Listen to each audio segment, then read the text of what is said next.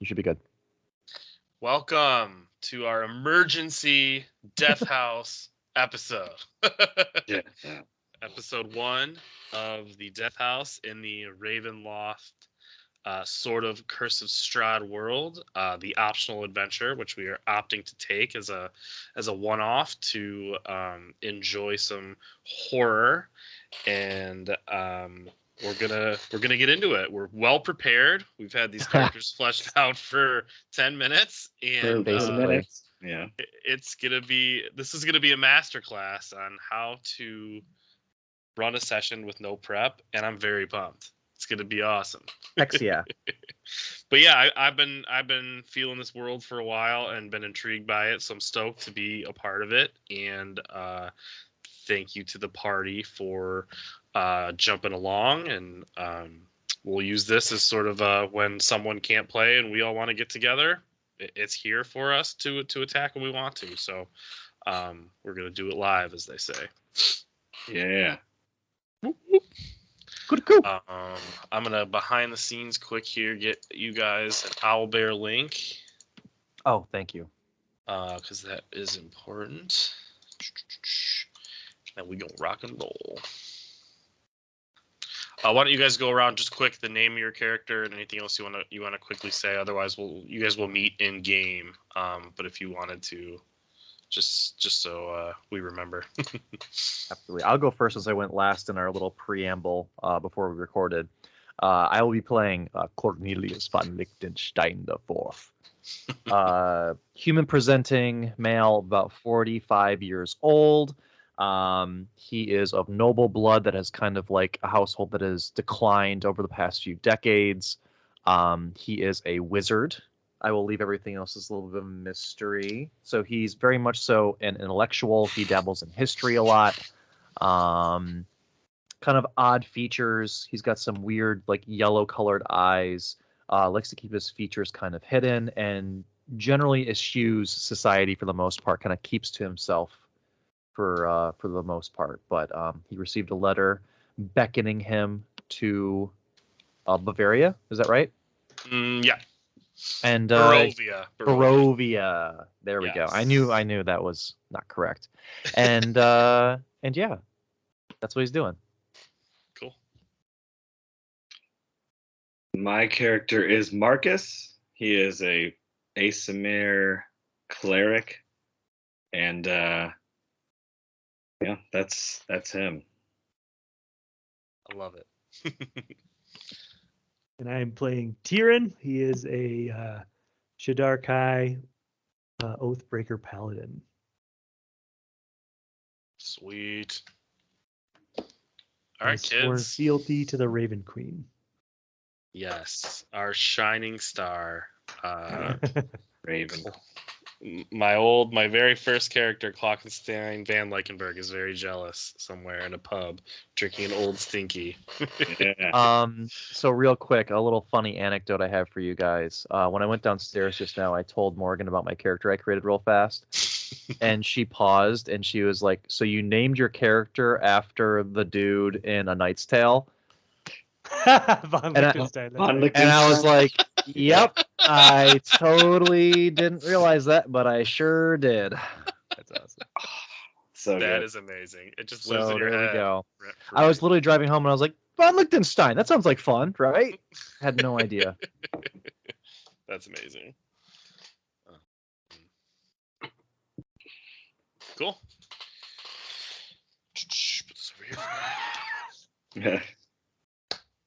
All right. So let's kick things off. I have two of you in the Owlbear, so I'm not sure who Oh. is. Jeremiah just joined. Yay! Is he Where's hanging the- out? Jeremiah. I gotta get in that owlbear. In JD, come on in. Come on. I'll down. be. Hey, buddy, how you feeling? What's up? I'm probably gonna mute because I've had hiccups for like 6 hours. So, Oh, dude. so not great. Damn, but I man, wanted to sorry. kind of just sit and watch. Yeah, So yeah, just all sit and good. lurk, dude. Yeah. Yeah. Lurking, No. baby. No video on this computer right now, so I'm just gonna silently watch you all. Yeah. All good. That's fine. If you wanted to drop in like a fully fleshed out character and play too, you're more than welcome. Yeah. to. Ooh, okay, maybe I'll think about it. I'm just kidding, man. I'm Do you glad have you're any? joining us. What's though. your go-to hiccup removal strategy, Jay? It doesn't always work, but the nice thing is ice cream works for me. Mm. Oh, interesting. Cool. Yeah. And you've tried that? Yeah, they went away for like an hour and then came back when I ate Okay. dinner finally. There So was your first mistake. You should add more ice cream. yeah, right. True. But I don't know. Now they feel like they haven't happened Okay. since I joined the call. So we'll see. All right, cool. There we go. All right, we'll enjoy. I'm Thanks. okay with that. I'm trying to join the owlbear now, Joe. You have to accept me. What? I accept you. First off, the answer is no. Damn it. Marcus. Cool. I want to reorganize a little bit. Von I can Licht. See your face. Von That's how you say it, right? Okay. So to kick us off here,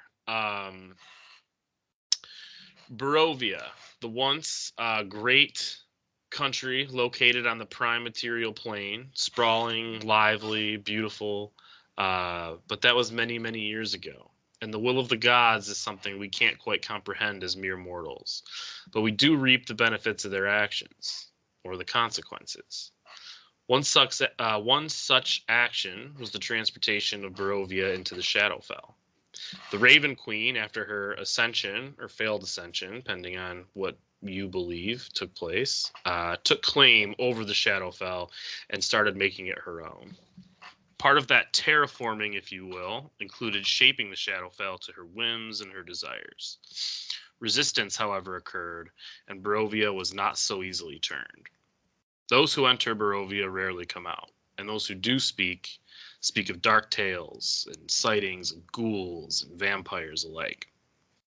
You mighty adventurers have received a note recently begging for your immediate assistance and presence at a discreet location in Barovia.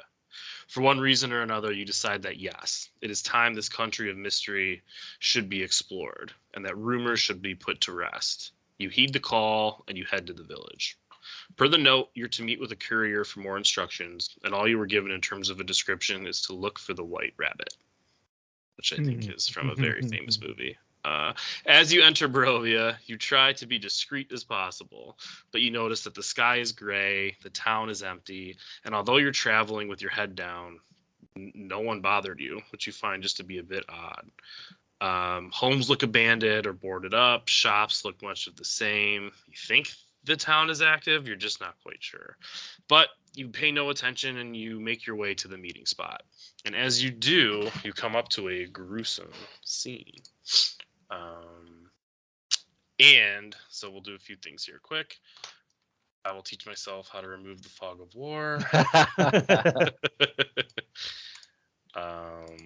ain't it. That ain't it. How's that? Cool. So if you zoom in a little bit, what you see is a carriage just completely obliterated, and there's a white rabbit painted on the back of the carriage, and there is a dead and mutilated corpse of what you would take as maybe 16, 17-year-old female human, kind of sprawled out in front of you. And as you get to this scene, before you can really take any action other than to gasp, because I mean there's blood everywhere, the carriage, like I said, is just completely obliterated.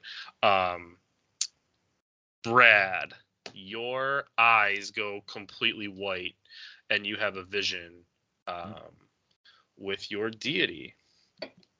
And as that happens, the Raven Queen says to you, my son, in the land of my people and my domain, there is a foul odor that has emerged, and it must be removed. Do my bidding, young one. Bring an end to this foul darkness that lingers here in my land. Trust your instincts and the gifts I have bestowed upon you, and know that not much is as it seems in Barovia, for he is always watching. And as you go to maybe reply or be like, holy shit, it's the Raven Queen, you come out of the vision and you are back. So while she's doing that, or while she's communicating with us, I'm gonna kind of like take a knee and like not look at Brad's character Hmm. and just be, and as like when she finishes, I'll just say something like, "I will, Raven Queen." I love it. Upon saying this, Cornelius is going to turn to you and go, "What are you doing?"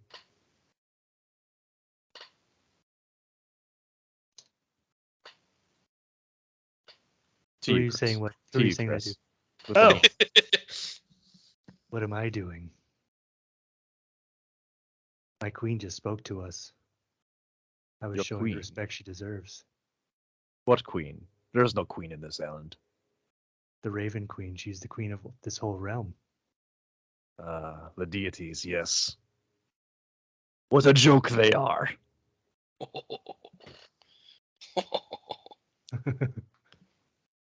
That's it. You kind of just made a little bit of an enemy. That's okay. And I turn slowly towards each of them. And did Chris's character hear that? Like what the Raven Queen was saying?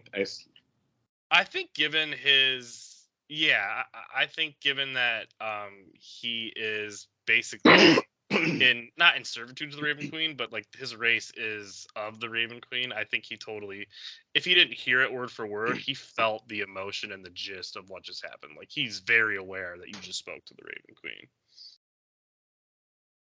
And I turn towards I don't know, von Lichtenstein. Is that Yeah. what's his name? Cornelius or Von Licht. I like that. Von Licht. Von Licht. I just slowly turn and do like a almost half smile. Say, there's something foul in the air that we must vanquish. It is her orders, and it will be done. Something foul, perhaps, yes. And I start walking towards the carriage. Also, Cool. So as you both start walking toward the carriage, and you can kind of now see past the rubble, you see sort of this like mess of branches, wood, and what appears to be blood, and an arrow drawn that Nice. way, basically begging you to continue forward. Can I ascertain what killed her? Absolutely. Roll investigation or medicine, either one. Do I want to roll a +0 or a +1? Yeah. And 13. as you're walking up, kind of crouching down, looking over the rubble, you hear in the background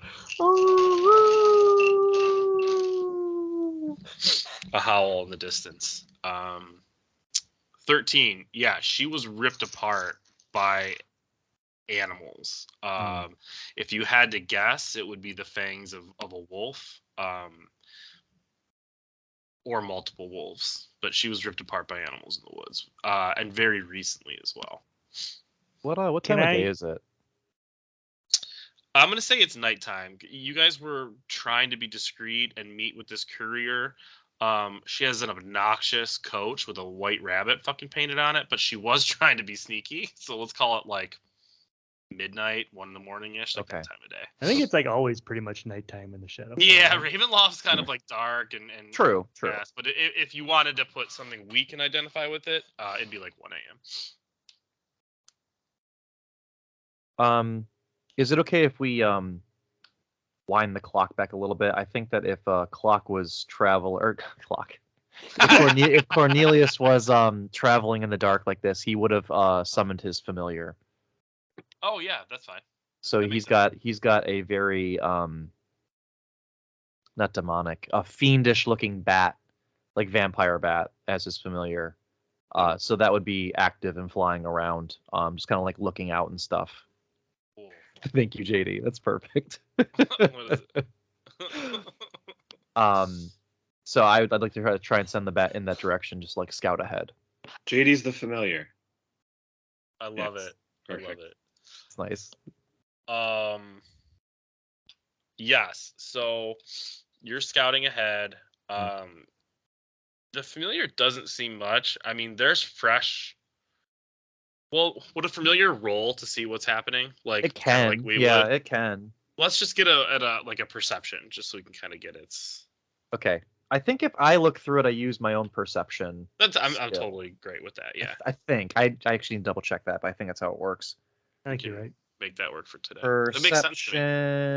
Perception +1, baby. That's a 17. Sweet, yeah. I mean, there's fresh wolf tracks walking to which way the arrow was pointing. Okay. Multiple wolves with a roll that high. I mean, you can tell it's not Okay. just like an accident one wolf. But as I was just making fun of them praying to a god and seeing through their eyes, Yeah. I'll close my eyes and look through the bat, and then kind of take all that in and open my eyes and be like, there are multiple wolves ahead. We should move with caution. Can I ascertain like the size of the wolves? Like, I think I'm a little concerned about werewolves, so I'm just wondering if we're dealing with like that kind of creature or if it's just like a normal run-of-the-mill wolf. Why don't you ask with a roll that high? Ask your bro what he thinks, his opinion, and I'll let you know. Hey, bro, were they just normal wolves? I am not your brother. But yeah, based on the size, it looks like wolves. Right. They're your typical forest wolf. They seem like typical forest wolves. If you're still by the Fortunate. body, oh sorry, go ahead. I'm just gonna start like looking at the corpse and seeing if there's anything of note or of worth on the corpse. Yeah, as you search in the back right pocket, amazingly somehow this wasn't torn up. You're able to pull a bloody piece of paper. What does it say? It says, I, the Burgomaster of Barovia, send to you, honorable, with despair. My daughter, the fair Irina Kolyana, has these past nights been tormented by a devil most foul. For time immemorial, he has drained the lifeblood of my people. My dear Irina languishes and dies from an unholy wound caused by this vile beast. None can stand against him. So I say to you, give us up the dead and circle this land with the symbols of good. Let holy men once again call upon their power, that this devil may be contained within the walls of the weeping Barovia. Leave our sorrows to our graves, and keep this letter at the gate, so that none may stumble blindly into this evil land again. Yours, Kolin Indirovovich, the Burgomaster.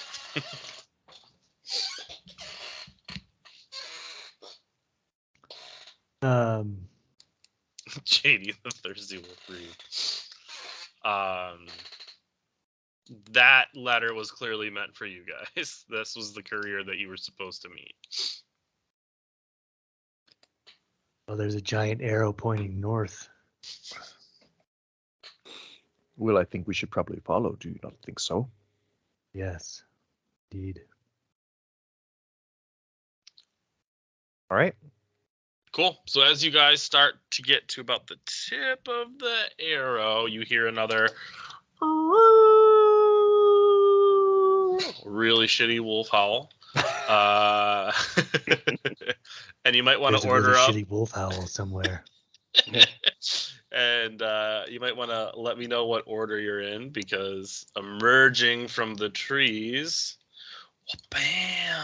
Bum bum bum. Ooh, Ah, it's huge. that's a giant ass wolf. I think would I be in front? I think I might I be. can't do that. Hold on. It's like They're the Dark everywhere. Souls 3 wolf. They're so big. The intention is essentially 2 on each side, and they emerge, and they're posturing. They're not attacking you, even though like they could have jumped you essentially. And the map doesn't do a super good job of this, but I would say like maybe 100 feet out, emerging from the woods is a Ooh. giant dire wolf. I mean, this thing is 2.5 times the biggest one of these 4 wolves. Okay. And it looks as pictured, super dark, red eyes, and it slowly kind of when all of these emerge, like they come and they hit the path and immediately sit down and start growling at you guys, almost like they're waiting. And this one that's kind of far away slowly postures out and takes a seat, like, you know, two hooves on the ground, and sits his butt down, and is just staring directly at y'all. Not making any noise or doing anything, but just looking right at you. And I'll have you guys all roll for initiative. Son of a bee sting. Welcome to Barovia. 2. Ooh, hot damn. 22. I'll collect it all in a sec. I'm going to... How do I want to do this? Kill all y'all.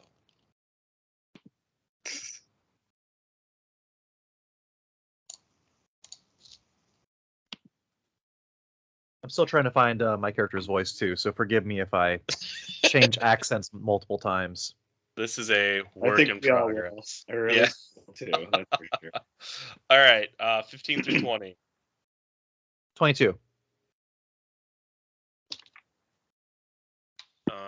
Eric, can you throw a big A in your name in Owlbear? Oh, what? A big A, letter A. My thing is ABC instead of your names. It still says Sebastian too under my image. That's amazing. Disrespectful. It is disrespectful. I don't know if I can change it. Okay, don't worry about it. I'll remember. I'm getting a weird like grid when I try and change my name, so I'll remember. It's fine. 15 Okie dokie. through 10. Ha ha ha. Uh-oh. 5 Uh-oh. through 10. 8. And Good then one. Lair, you're 2. 2. Okay, Jesus. awesome. I'm looking over at you guys. Could it even get worse, Chris? What's your initiative? Oh no, I could have rolled a 1. Oh. See a +0. Okay. Weird that the edit doesn't let you. Well, that's poopy.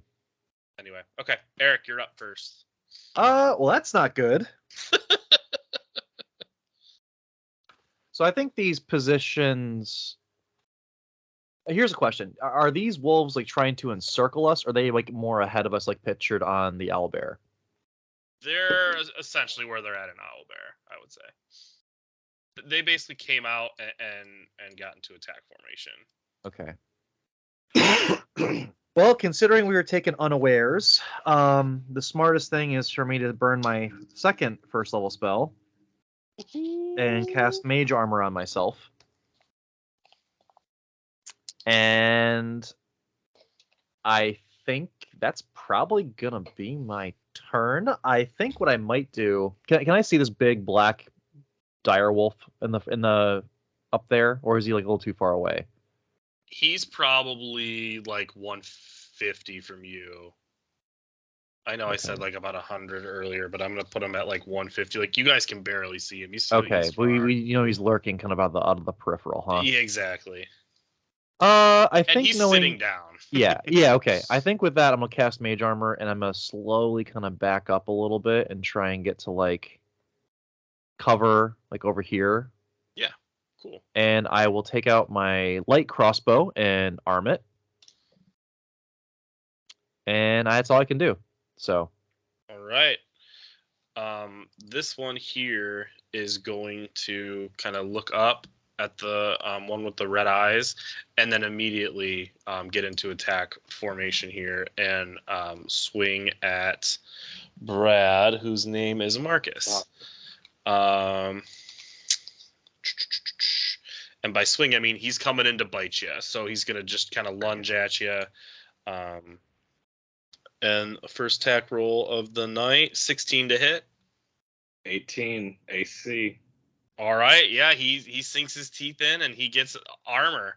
And as you can kind of see, like he gets you, right? And he's only hitting armor, so you're not feeling any pain or you're not wounded. But you can see that these fangs are fucking massive. Like if you know anything about wolves, you're a little shocked at the teeth on this sucker. The immensity. Yeah, exactly. So that's his turn. This one's gonna do the exact same thing and come in and try and hit Tyrion. Is that your name? Hearing, yep. I'm gonna get a real D20 just to have a little bit more fun. Ooh, yeah, get the real deal. Yeah. I like it. I wish I had my Rakdos one. My Theros one is good enough. All right. Oh yeah, he tries to bite you and whiffs hard. Looks hilarious when he's doing it too. But he definitely doesn't hit you, but kind of stays in that position. And then this one's gonna do the exact same thing, come at you as well. I'm guessing a 13 doesn't hit. Correct. Okay, yeah. And Although, do they then have pack tactics? let me look. The only reason they I know do. is because I druid. Oh yeah, they do. So thank you. The wolf has advantage on attack rolls. Yeah, buddy. He only got 2 more. So even with advantage, he still misses. That was okay. Brad, you're up. Shit. I'm not I ready for calmly this. shit my pants. Yeah. Yes. Exactly. Immediately attacked by wolves. You thought we were gonna ease in. Although I will say, Brad, that your token image is spot on for this moment. Yeah.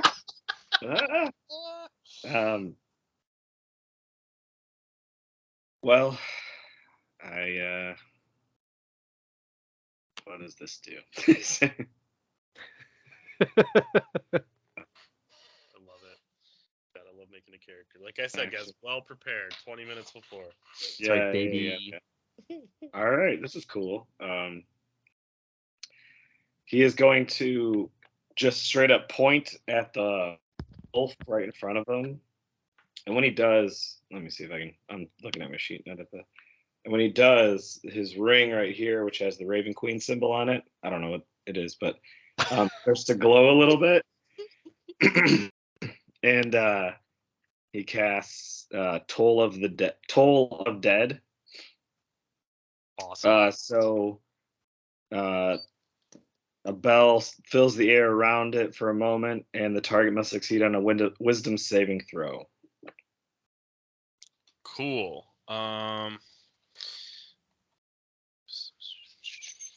14. Must beat. Yep, 16. Well, then never mind there. What was it? That was my action. Well, that'd have been cool if it would have hit, or if he would have failed. And then, well, there's 3 more, so hopefully, there's more time, of course. These wolves are shockingly wise. Ooh. Right. They're just meditating in the woods before they attack people. Oh man. All right, you can cast 2 spells, right? If one's a cantrip. Like I have a bonus action. And one of them's it's a bonus action to cast it. Yes. Yep. Yeah. So, I'll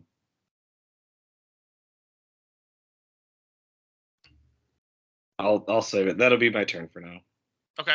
Cool. So then this one is going to. How fucking you move? 10. He's gonna go for our. Well, is he? I don't think so. Yeah, you haven't done enough to warrant, I think, the wolf attack yet. So he's gonna swing at you, Brad.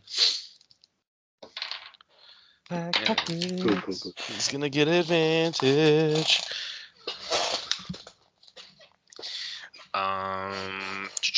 He misses, even with advantage. I rolled a 4 and a 2. So these wolves, they're making contact with you guys. Like I said, you notice their teeth.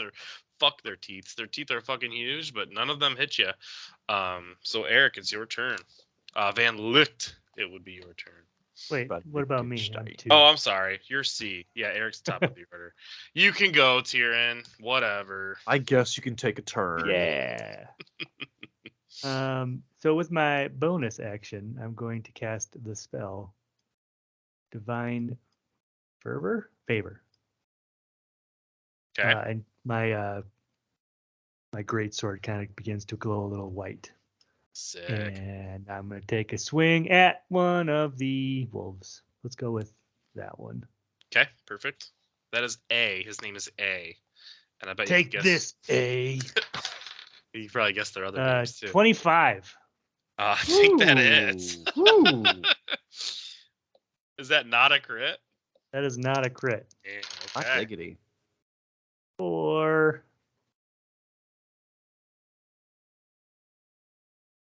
oh, sorry, that was a 24. Still I hits. only have +5 to hit. So that was +3, 12 points of damage. Cool. Yeah. You slice into this motherfucker. Actually, I get a 1d4 now too. I forgot. Sorry. Behind. Ooh, +4, so 16. Okay. How do you want to do this? Whoa! God damn! So it like kind of snipped at me, and I just kind of turned with my greatsword, just lop its head right off, just Oh, fuck yeah. and it kind Awesome. of goes flying, the head, like a Awesome. golf shot. Yeah, I mean that happened. We all saw it. It was great. Not sure why I can't throw that in the trash anymore. Oh, it's the new album. Okay, sweet. Yeah, fuck that one up. What else you got, or is that it? So I'm going to move here. Okay. So am I within 5 feet of Marcus now? Yeah, I would say that's close enough. Okay. But I'm gonna probably let this one have an attack of opportunity on you because he just bit you and you're walking away from him. I'm trying to like stay in his area, but then also kind of be close enough to him, like be within 5 feet. of him. Oh, I see. That You're makes just, sense. you're rotating within the 5 feet. Yeah, not that's leaving. fine then. That makes sense. Okay. Yeah, you can do that. Cool. I did that then, and that would be the end of my turn. All right, cool. Now it's Van Licht. Van Licht. Van Liechtenstein. I'm just gonna raise my light crossbow and I'm gonna take a shot at that puppy dog right in front of me, on Marcus's right hand side. Cool. Go for it. That's a 12. That's a 12. 12 misses. You get excited, and it just sails on you. Pew! Direct hit. That just sails on you. And I think I'll just probably reload my crossbow and then chill. Cool. Actually, how does reloading work with a crossbow? Is that like it's It's bonus? a free action, I believe. Okay. It's Okay. it's just part of your attack action actually. Excellent. You just have to Cool. have a free hand to load it, and then Sexy. and then you load it. So I'm gonna yell direct hit, and then I'm just gonna keep hiding behind the cart. Yells direct hit. I love it. Cool. So this one that is engaged with Marcus is going to try to bite you. At advantage. 18. 18. Yep, he finally gets you. No, the tie would go to you. No, the tie goes to the roller, right? Tie goes to Yes. the roller. Yes. Yep. Okay, so let's do that. Don't do it.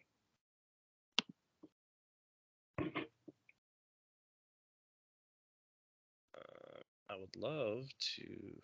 Second.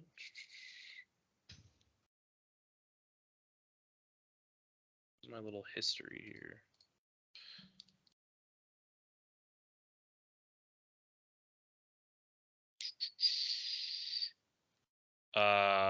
Okay, so yeah, he comes at you.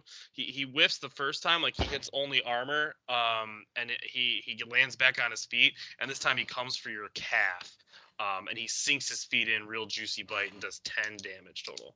So I'm going to 10. use my fighting style, interception, and use my reaction to decrease the damage that he takes by Damn. 6 points of damage. Cool. Okay, so you would take I had 4. 6. Nice. 4 points of damage. Yeah, these it just oversized like- fucking teeth just cut right into your leg super easy. I mean, nothing horrible. He didn't do any permanent damage. And I kind of just kicked him while he was fighting, so he didn't like sink in quite as much as he would have otherwise. he thought he got you real good, and you're actually like kind of shocked at first, and then you realize like, oh, it's a flesh wound. So cool. That is wonderful. So he took his turn. He's dead. And then the one that is engaged with you, Lair, is going to swing at you. 22 to hit. That'll hit. All right.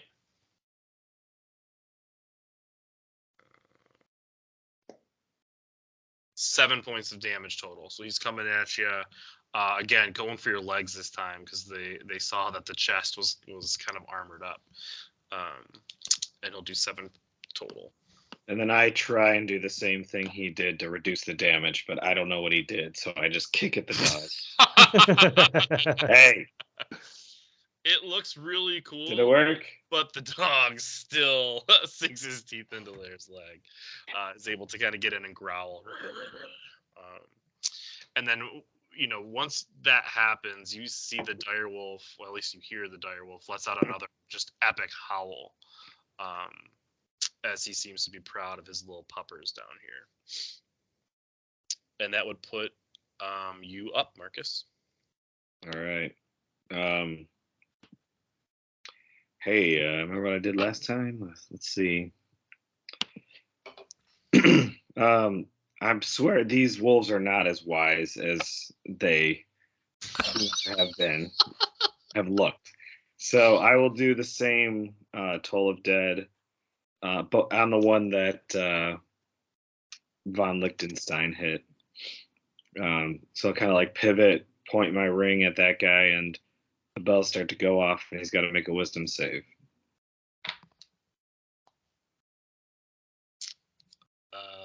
That's going to be a 10. All right, so hits. And which one are you saying? The furthest away one here? The one that Eric hit. Oh, so got it. Yeah, the one that I Van Licht. Okay. 7 damage. Sweet. Okay. And it's I think it's radiant, but I don't know if that matters for the wolves. And so, like necrotic. To me again, a bell happens. Yeah, I point my ring and like this energy comes out, and it's basically like a loud bell fills the air around it for a moment. Cool. Yeah. I mean, it kind of whimpers from the noise and ducks its head down low, like when a dog is scared or being yelled at, like and gets down and tries to shake the damage off a little bit. And it's very annoyed that this has happened to it. And what was the total? 7? Well, yeah, but did it was it missing hit points? It was full damage, right? Eric sailed it, his crossbow shot on it, and said out loud, "Direct hit." Mm-hmm. Okay, so this it was at full health. Oh, so he missed? Yeah. Sorry. Oh yeah. Never mind. Because it spells cool. It says it takes 1d8 damage. If it has any hit points missing, it takes 1d12. Yeah. Oh, gotcha. Never mind. Does not apply, my friend. Yep. Cool. So then that wolf actually goes. And at first, like it was going to, like it saw that it got shot over there, so he was going to come over there, and then all of a sudden this bell thing happened, and he's like, "What the fuck is going on?" So it's just sort of disoriented. So he's just going to lunge at you again, Brad. And he's gonna miss. Let's just say that. So he jumps at you again, and you're able to just kind of like basically slap it and get it off of you. Bad dog. Yeah, exactly. And then it would be Tyrion's turn. I'll take a whack at one of these wolves bothering my buddy Marcus. Yeah, cool. Go for it. Ooh, 8. 8 does not hit. Damn. And saying it like a question does not help. That's it for me. Okay, cool. Okay, back to the top of the order. All right, let's try this again. Same one. Okay, the injured wolf. God fucking shit. 13. 13 hits. Hey, You let's tied the armor class go. of the wolf. I never had a doubt. Yeah, so I'll say that you like the first one sailed and you were like direct hit. And just kind of hoping. I mean, you're a confident guy, but you were kind of hoping that no one saw. So this time you kind of close one eye, rein it in a little bit. Still excited, so it almost sails, but you're able to make contact. And let me know how much damage. That's the lowest I could possibly roll. Ounce. Ounce. So luckily that is 4 piercing damage, but yeah, not great. Okay, cool. This one actually, how do you want to do this? Straight for the neck, just Yeah. jugular. So you almost sail the second crossbow bolt, but it's able to come in just in enough to hit a few vital organs and come out on the other side. And this wolf that was already injured just kind of looks around and then drops. Actually, can I retcon a little bit? You can. I just realized I can have my familiar give me the help action on my attacks, which gives me advantage. Oh, okay. So that like the first one may not have missed at all. Exactly. I mean, I'll just re-roll a die this time to see if I crit. It doesn't really matter, but then I'm so mad. I totally forgot my bat could do that. No, close, but no cigar. Okay, Gotcha. Yep, we're good. Cool. Now we know. But he gone. And quietly to myself, I'll say, expertly shot. I fucking love it. Okay. Just mark this one as dead. And then that was Van Lick's turn. So the one engaged with Marcus is going to swing. And he's not within 5 feet of the other wolf. So that's going to be a miss. And then the one engaged with Lair. Oh my god. The dice was on a 20 and it fell off the lip of my mat and rolled to a 1. No fucking I way. swear to God. Brilliant. It was on 20 and it Wow. We're gonna honor the 1, of course. So it lunges at you and just whiffs hard. I mean, and it positions himself even further away than what would be helpful. And just for fun, it lands and takes 1 damage just from the way it was coming so hard and expecting to make contact and just whiffed. So it like wipes out on the ground, kind of rolls a little bit. It's able to get himself back up, but there's branches and a bunch of bullshit on the ground, so he takes a damage, but is able to kind of shake it off and be ready to fight you. So let's mark that down. And then I think that puts Brad back up, correct? As I say to myself, yes, that's correct. Oh, okay. Yeah. All right. Well, I think it's my new favorite thing because I actually know what it does now. So I'm gonna look at the one that just fell, and gonna cast what I'm gonna call now is Hell's Bells. Same thing. Point my finger at it. Some bells start to ring around its head, and 14 wisdom save. 15. God damn it. Let's see. I got anything else bonus action? I should use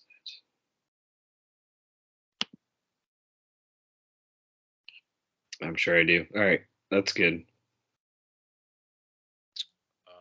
Cool. So he went dead. So that would put Lair up. All right. I'll take another swing with my great sword. Yep, go for it. That just hilariously missed me. 17. Yeah, that hits. Ah! Almost threw a dice away. For 13 points of damage. Oh man, okay, yeah. You go to wallop its head off again, and you're just out of reach, maybe because of his positioning and how bad he wiped out, and you get a bunch of him, but the sword doesn't go quite through all the way. You pull it out, and it's just dripping blood and sinew, and it's disgusting, and it's almost decapitated, and somehow it is still standing, just barely alive, but you are right there. So then that would put us, unless you have anything else to do on your turn, Nope. back to the top. Cool. Okay, I think I will go this way and take a shot.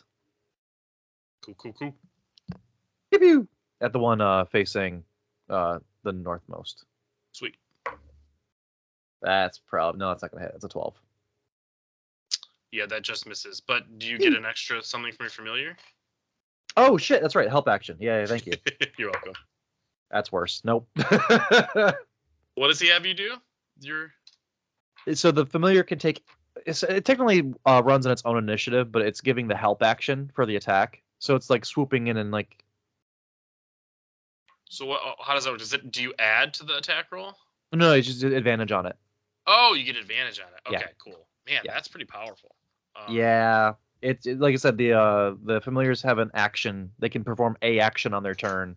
Yeah. And the help action gives me advantage. So he's like swooping in, distracting it as I shoot. I love it. No, that's super cool. Yeah. They do have 1 hit point if you ever or kill it. Yeah. Right. But I should give you a little symbol for him too, just so we know where he's at. A little bat.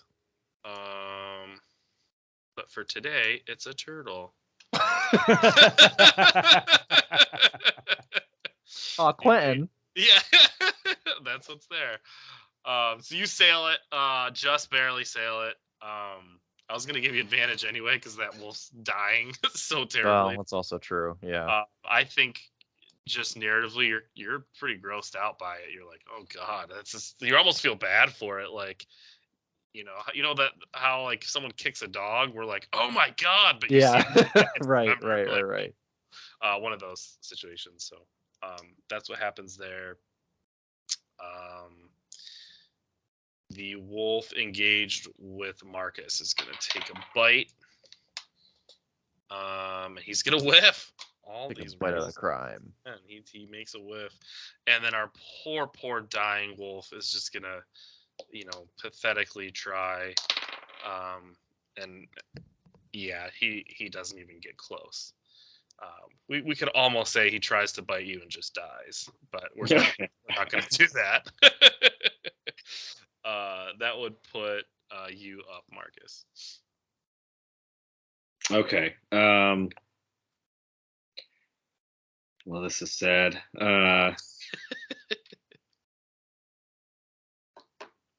I'll give him a little bit of a different flavor there. So now what comes out of my ring is more of like a fire, like a streak of fire. Mm-hmm. And I'm gonna cast Sacred Flame. Well, it's like glowing fire, if you will. So the one that's almost dead can make a dex save. Cool. Okay. Let's do that. Oh my god, here's where all my good rolls are. 19. Yeah. Ooh. Yeah. Again, that's it. And I don't want to use any. Oh, Larry, you took damage, right? Mm-hmm. All right. So with my bonus action, I'll cast Healing Word to give him 1d4 plus 4 HP back. Cool. Hold on. What is the word of your healing word? Raven Queen for life. And you get 6 hit points back. Thank you. Cool. And that will bring you up, Tyrion. All right, I'm gonna finish this wolf off. Cool. Swing at advantage. Believe it, baby. 20-something. Oh, yeah. You don't even have to roll damage. You can just tell me how you want to kill this motherfucker. All right, so he took a lunge at me, and I kind of just caught him by the scruff and just lift him up and just poke him with the sword. Just very matter of fact. You've done it 1,000 times, 100,000 times even. And I'm gonna like turn while I'm holding him and look at this like other alpha wolf up here to the north of us. Yeah. And just kind of eviscerate him. So guts flying out. You see his tail sort of like bop up and down a few times, and him kind of turn his head a little bit at you like that. Oh, he's being cute. He's flirting with you. That's right. So top of the order.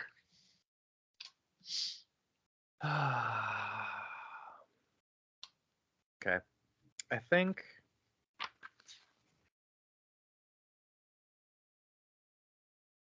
Let me look something up real fast. Kill it with your turtle. Gamora. Okay. All right. So he's actually going to stow the crossbow and turn and make eye contact with the last remaining normal wolf and say, little puppies are much bigger where I come from. And I'll cast Vicious Mockery. Yay. Awesome. How'd you get Vicious Mockery? Don't fucking worry about it, bro. Well, so many questions. Yeah. So Wisdom saving throw. I think my spell save DC is 13. Let's see if these They're rolls very wise. remain to be wise. Yeah, 13. So you know. 9. So it's a fail. All right, cool. Only save on Brad's. Only save on Brad's. All right, 1d4 psychic damage. Cool. And is that my intelligence modifier I add to that for damage? You don't add. You don't add anything to it. Nothing? That's weak. Yeah. All right, that's two damage and has disadvantage on the next attacks roll it makes. Cool. Okay. What is the vicious? Oh, you already insulted him. I love it. did. Okay. Teeny tiny puppy dog. He just kind of like does a little bit of a head cock as well, but you can see he's kind of confused, and then he's hit with the headache, like Yeah. And takes that damage. Tries to shake it off a bit here, but very cool. So he now has disadvantage, and he is going to take a swing at Marcus for 22 to hit. Disadvantage. Thank you so much for reminding me. 13 to hit. Bounces off my shield. Yeah, he comes in confidently.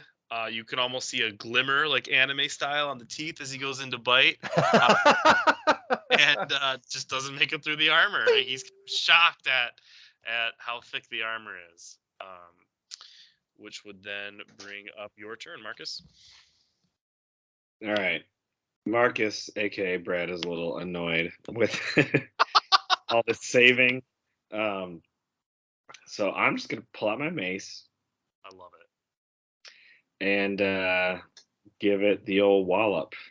I love it. Try to, at least. Get in there. All right. So it's a +1. So 14. That hits. Yeah. Whoop, whoop. So 1d. Oh crap! I shouldn't have picked a mace. Is mace strength based? Yeah. I have -1 to strength. Anyway, I should have picked a dex weapon. Anyway, that's 2 damage because it's 1d6 -1. I can't wait till you roll 0 damage. Oh my god, that's the best. What did you end up with? 2 damage. 2 damage. Okay, cool. You come down. It looks like it's gonna be essentially a headshot here with you coming down on your mace, but you end up scraping the cheek. You draw some blood. The wolf's kind of shocked. Not as grand as you once thought, but you definitely do damage. I worked out this morning. And that'll bring us to Tyrion's turn. How far away did you say this wolf was? 100 feet? About 150. Well, from you, closer to 100, 120-ish. 120-ish.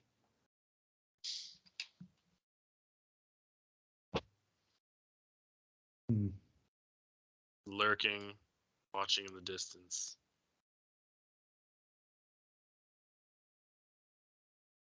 Can't run that far. I will attack the last remaining wolf. Okay, cool. 20-something. That hits. Huh? For 14 points of damage. Ooh, How do you want to do this? Once again, just kind of a golf swing. But this time, I'm kind of just like cutting him off at the hindquarters.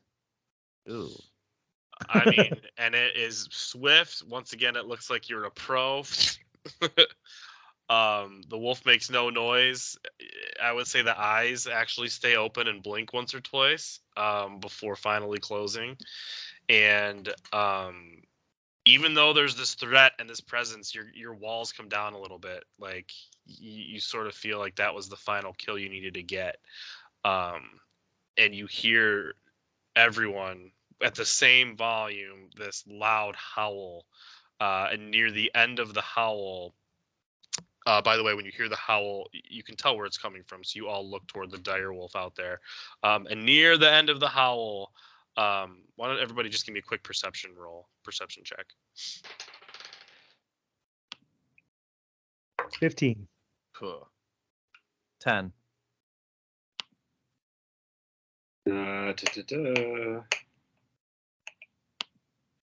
17. So my 15 and my 17, right when the howl, you would expect the howl to end. You swear you can hear like a guttural. And right when you are like, what the you can see the wolf just fade slowly away. And the remaining are the two red eyes, and they sort of blink and are gone. And the path ahead is clear. Well, that Anyone else? dire wolf. Is it clear? Yes. Seems to be. Anyone else see that wolf disappear? I did. I saw nothing. I tell. turned to Eric's character and I'm like, you know that direct hit does not mean that you missed, correct? Typically. I know when I deal damage to a creature. Oh, okay. Glad we're on the same page. I was confused when. Anyway, the path is clear ahead. Onward then. So you guys start walking up the path. You travel like maybe 4 or 5 minutes. And in that time, you notice this fog, this mist, sort of very dark green in color, very opaque, start to overtake your surroundings. Behind you is covered, to your right is covered, to your left is covered, but the way forward is clear. It's jarring enough to where like you're walking and all of a sudden like it's upon you. It's happening, it's coming. And that's sort of how it forms out. Can Good night. Oh, sorry. go ahead. Seeing this, Marcus will say, "Hold for a moment, please," and I'll close my eyes, and when I open them, they glow a little bit, and I want to do an eyes of the grave feature, which I can locate any undead within 60 feet of me that isn't behind total cover, that isn't protected from divination magic until the end of my next turn. So I just want to see if there's any undead within 60 feet of us. Cool. Let me just look something up real quick. Actually, let's do a quick 2-3 minute pause. I'm gonna look something up and a little bio break while we. Oh, I'm music sorry. here. I didn't mean Is to that make okay? you look something. No, you're fine. I'll explain in a minute, and you guys will laugh why I did this. All right, I'm gonna use the restroom. But just give me, let's do a quick bathroom break. I'm gonna get a beer. I'm gonna go get a sticker to put on my clipboard. What? Exactly. You came back just at the most exciting point, JD. A bathroom break. Yeah, That's I was right. like, oh, okay, I guess I'll go to the bathroom then. Do you need to? Kind of, yeah. All right, yeah, let's do it then. Fuck it. Let's all go BRBs. pee. Everyone's This is gonna gonna be the best 3 urinate. minutes of our Huzzah! live stream ever. How exciting! Don't worry, YouTube. I won't abandon you. I'm not peeing. I'm getting a beer.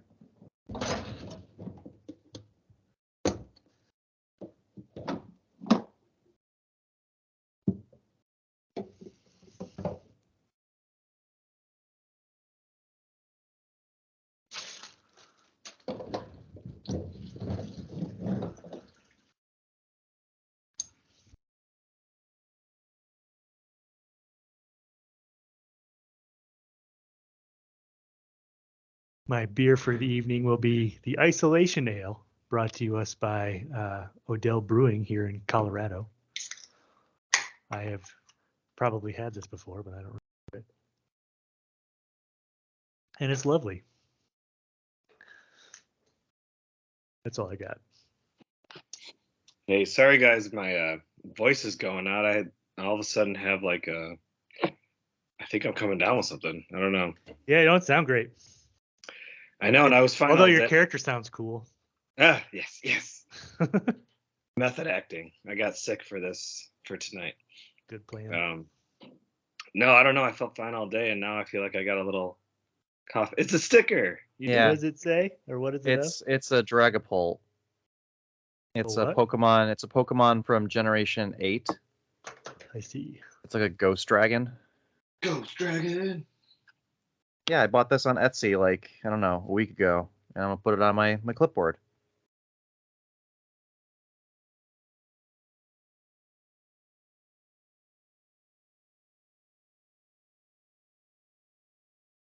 There you go. Yo, we all back? Yeah. Yes, sir. Sweet. Cool. So I'm gonna play with your feature a little bit. Just like DM play with it. You're seeking undead within 60 feet, right? That's what I'm trying to detect. Yes. Okay. We're gonna actually put what you get is a hit on two. You're pretty sure they're undead. You're not sure. Small blips, more like 100 feet, kind of northwest of you. So I'm not going to throw this in owlbear. So we'll just kind of play with your surroundings. But you guys are in the forest. You're in following a path. You really can only go one way, based on what you're seeing. And when you go into this meditative state, you can tell the direction you're going, sort of northwest. I think I said, if you were to carry on about another 100 feet, you've got two small blips of undead. All right. So I kind of halt the party so they can see what I'm doing. So they should notice my eyes glow a little bit, and then it only takes one action, so 6 seconds, and then Cool. I just turn to them and say, "There are undead," and I just say what you said, 100 feet northwest of here. Cool. And is that the path we're going, or is it similar or close to that? Yeah, it's just off the path of which you were essentially following, like the little blip. So just like you could see it if you walk the path. All right. And Marcus wants to take care of that. Cool. Based on my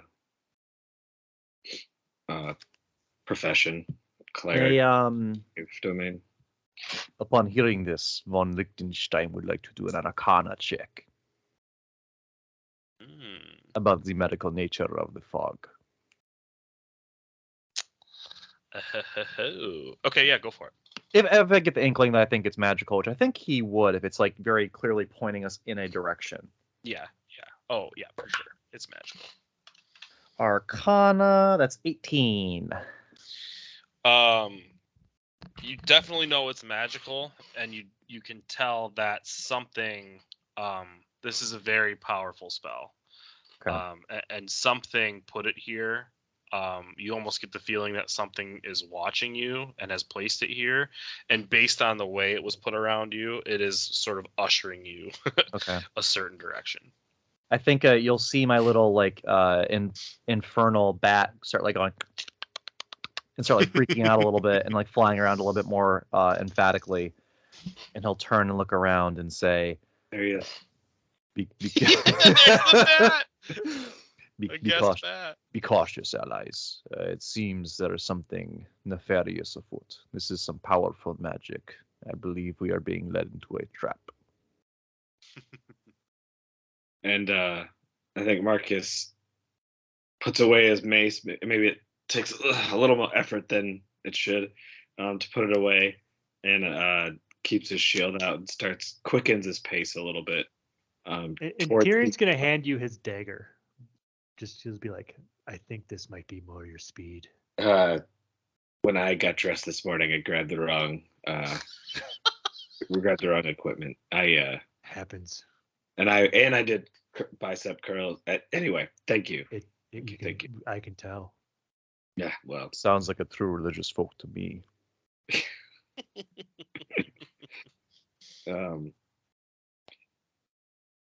Perfect. I will take them gladly, or take it gladly, and continue walking. Cool. I have my crossbow at the ready just to be safe. Cool. Yeah, trudge on forward. Awesome. As you guys trudge on forward, so I think I put the blip about 100 feet out. So let's say you get like 70, 75-ish, and the trees start to clear away. And what you see in front of you is the remainder of the path, and it actually ends, and it leads you to a little bit of like a small village. So the official explanation or description would be that the road ends and leads to a village. Surprise. Its tall houses, dark as tombstones, are nestled among. There are dwellings, a handful here and there. Again, a couple of shops boarded up. It looks abandoned, and just creepy, dark, like think Tumbleweed almost from a Western. And a soft whimpering draws your eye toward a pair of children standing in the middle off the beaten path, about 25 yards to your northwest, just playing all by themselves. Do not approach. I do not trust them. Those kids are probably the undead. So as we like walk into the town a little bit, I'm going to use my divine sense to sense the location of any celestial fiend or undead within 60 feet. Divine sense party. I don't think you hit on anything, but hold on. And undead.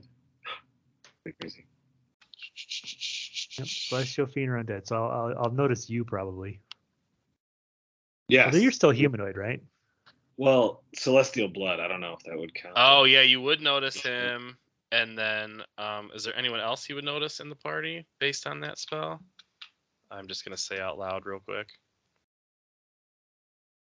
I don't think so. Oh yeah, I think you would. Messaging on other platforms. Yeah. Yeah. You get a hit on a party member that you didn't expect to. That guy. Yeah, you take a look at Von Licht, and get a hit. From your head to your toes, What did I move from the head down to the flow. Would it identify what it is, or just that you know it's one of those? Let me look at the actual. Yeah, read me the spell, and then we can. It's not a spell. It's just a. Well, your class feature. ability. Thanks. The presence of strong evil registers your senses like a noxious odor, blah, blah, blah, blah. As an action, you can open your awareness to detect such foes.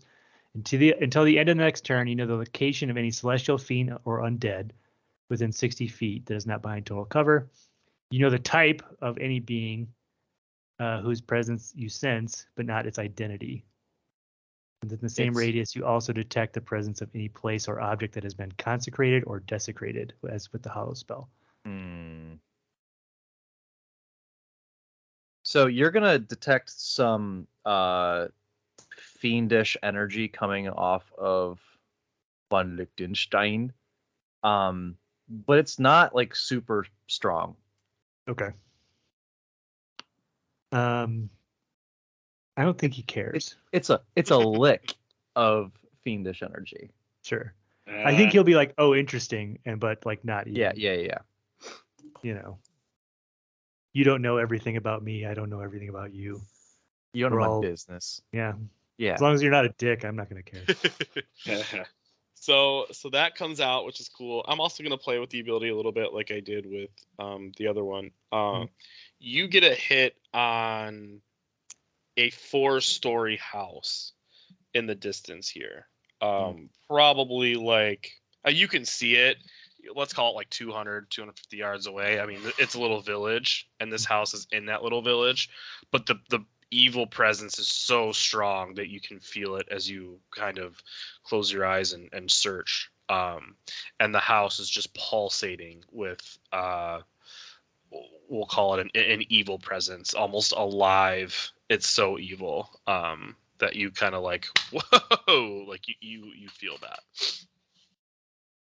Come with me. We need to go check this house out. There's something about it. It's wrong. What about the kids? Do I detect anything about the kids? I don't know how it would play with the spell specifically. They, for the purposes of what you see and what you know, and maybe you can tell from what I'll tell you, the kids are ghosts. So they're not actually kids. So it might be such that you guys can tell, they're apparitions. And at this point, like, you guys are, standing there and you're using this ability. I mean, they see you, and there's a little boy waving at you. And if the little boy would like to wave. little boy, like the ghost is a little boy waving. Yeah. I'll approach the little boy. That sounded terrible. So as you do, I offer him some candy. You see, like I said, a little boy and a little girl playing. The little girl is older, and they're sort of just like horsing around a little bit. But yeah, you can approach the little boy. Okay. Did someone say candy? No, they don't have candy. You can't say that. What did they have candy? Do you have candy? They're strangers. We can't say that. And the girl kind of looks at you and is like, I'm so sorry for Thorn's behavior. Oh, no apology necessary. I like candy too, but I don't have any. He doesn't have any candy. Oh, well, you look like you're strong people. Do you like fighting monsters? Are you good guys or are you bad guys? No, we're guys. I don't know what that means. You can't like tell fighting. We like fighting those that should be dead. That's a bold thing to say to undead children. Yeah, Well, right. He kind of like they're spirits. They're not undead. he kind of like backs up and looks at his shoes and looks a little bit more bashful. Not What you is guys. this place? You guys are cool. Sorry. What is this place? We both turn and point to the house that you got a hit on. What is that house? What is in there? That's our house. Mama and Dada live there. And our little brother, but I think they keep him. They don't let us see him. Yeah. Walter, he lives upstairs. Walter. Yeah. Mm-hmm. And then the boy gets really quiet and says, and the monster lives downstairs. What's the monster? We don't It's- know what he looks like. It's scary. There's always these scary noises in the middle of the night. And we're not allowed down there. We just know there's a monster. And the girl starts to cry a little bit and just puts her head in her hands. Like your head falls off. Yeah, she point. Pretty good. I like it better than my thing. So yeah, no. We would be we could take care of that monster. But to do so, we might need some help. Is there anything you can tell us about it or where it stays exactly? Shh, no. You don't want it to hear you, though. It's in the basement. It's always angry. It got really angry when I went down there to sneak a look. You went? You must be in so much trouble. I'm gonna tell mom and dad. Don't tell mom and dad. I'm gonna tell them. I'll give you this guy's candy if you don't tell mom and dad. Oh yeah, do you have candy? Right now. Oh man. We can show you if you promise to kill the monster and make our house safe for us and our little brother. You have to promise. I promise we will do what we can. Do you pinky promise? Sure. That was a pretty serious kid. And the girl grabs the boy's hands and starts jumping up and down. I think they're gonna do it. They're gonna get rid of the monster. The monster's going away. The monster's going away. I think, yeah, lead the way. And the boy starts skipping down the path, humming the monster going away. You good with this, Von Lick? So during all this, he's been literally just like squatting on the road, keeping a good distance. And he still has his gator kind of up across his face, so you haven't really seen his full facial features yet. And he's gonna kind of just glance at you and say, "I suppose it's worth a look." Awesome. All right, we trudge along. Yeah. So the two kids just kind of skip and hold hands and take you, to the house that you got to hit on your ability. And as you get closer and closer, you can see the kids actually start to get a little bit more scared. As you get to the front of the house, the girl will say, "I don't think we should go in until we know the monster is gone." That's fine. Stay here. Where's the stairs to the basement? It's a big house. These guys are scary. Yeah, they're very scary. Now that we're like at the house, I'm gonna use Define Sense again and see if I can figure out like what and where they're what's in there and where they are, kind of. So I'll tell you a few things. The house is massive. It's a 4-story row house. And there's a lot to comprehend. And when you do this, you are just completely overwhelmed with hits kind of all throughout the house. Again, if you had to guess, you would almost think the house itself is giving you that hit, not necessarily what's in the house. All right. I'll just open the door. Cool. The children grab hands and skip off. They're gone. FYI. They're sticking around, they're watching from afar, but they're certainly not going in. So let's do a few things. Let me grab the owl bear. Also, thank you for a guest appearance. That was so. At first, Jay, I thought you were just like interjecting randomly. Yeah. It took me a lot longer to realize, like, oh no, this was planned. Like, that was awesome. Well done, you two. That was great. Yeah. That's why I was like, let me look something up. Yeah. As soon as I realized, like, oh, this was like a thing, I was like, that's what he was doing. Okay, cool. Yeah. I love it. Like, I'm sorry. I'm like, Well "Oh, done. I'm sorry. That was great. This is too fun. Nice. Cool. I wanna Also, watch, Jay, but I you- gotta you- go. So You're okay, Jay. Before Hey, you buddy. go though, you have the best like kids impersonation. I love it when you do that. That's He does always great. so cool. Pretty solid Yeah. bat too. Yeah, very Oh, good. Bat. Yes. Oh. Yes. well, thanks. Oh, I don't know if that's I'll take it as a compliment, but It is a compliment for sure. Yeah. cool. We need more It's a whimsy in this life. Yeah. All right. Enjoy. Have fun Yeah, with them. feel better, dude. Feel better. Yeah. brother. Thank you. We'll see. We'll Thanks see. again. Yeah. Yeah. See you guys. Thank you. There it is. Okay, share screen. There we go. Cool. Lots to do, boys. So, We're on the first floor. yep.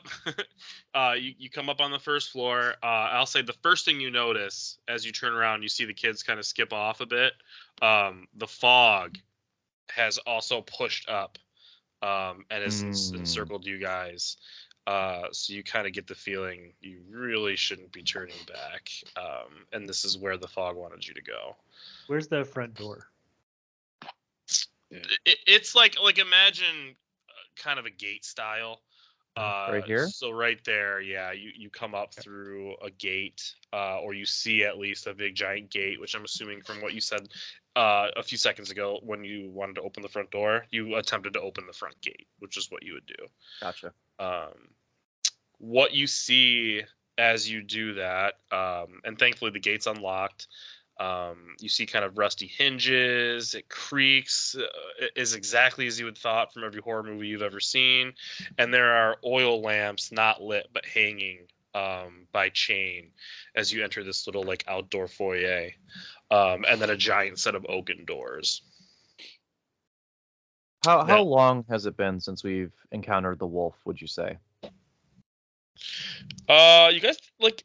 It was a pretty short path. I know I said about 5 minutes. You guys used a few abilities. Let's call it 20 minutes. Okay, cool. Before we enter into the house, I'm going to look up to the sky and say, "To me," and have the vampire bat kind of fly in, and I'll open up my vest, and he'll like climb in. I love it. Cool. All right, so you guys are in there. I could put your little tokens in. Just not a lot of room to maneuver, so you could like shrink them down if you wanted. Yeah. Yeah, you're the size of the house there, Eric. Oh my God, I am the house. I know. So ridiculous. I need to send you a better icon, Joe. Yeah. I moved to Owlbear 2.0, so I had to just do I know. Fly. So please do send me what you want, and I'm happy to put it in. Happy to. I think it's great. All right, so I go in the door. This.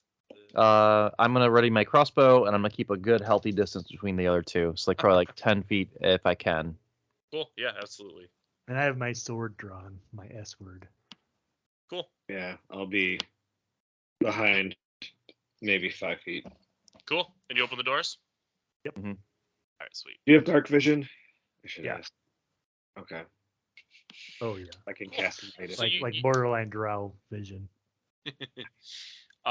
Cool. Yeah, you come into the foyer and then a large hall, essentially, that is just essentially another like welcoming area. But what you see on the walls are giant framed portraits of your guess is like aristocrats that were at one time important in Barovia.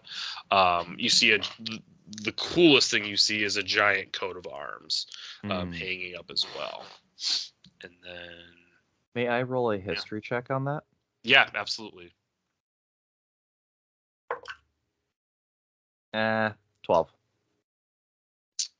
You can't make out any of the you know enough that the paintings of the old aristocrats are just that, nobody of note. And you're pretty confident in that. On the coat of arms, 12. I don't think you know who it is. Okay.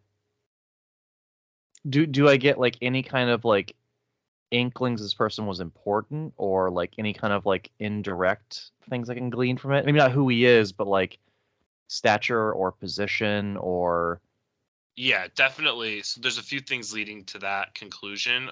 The size of the house, the grand entrance.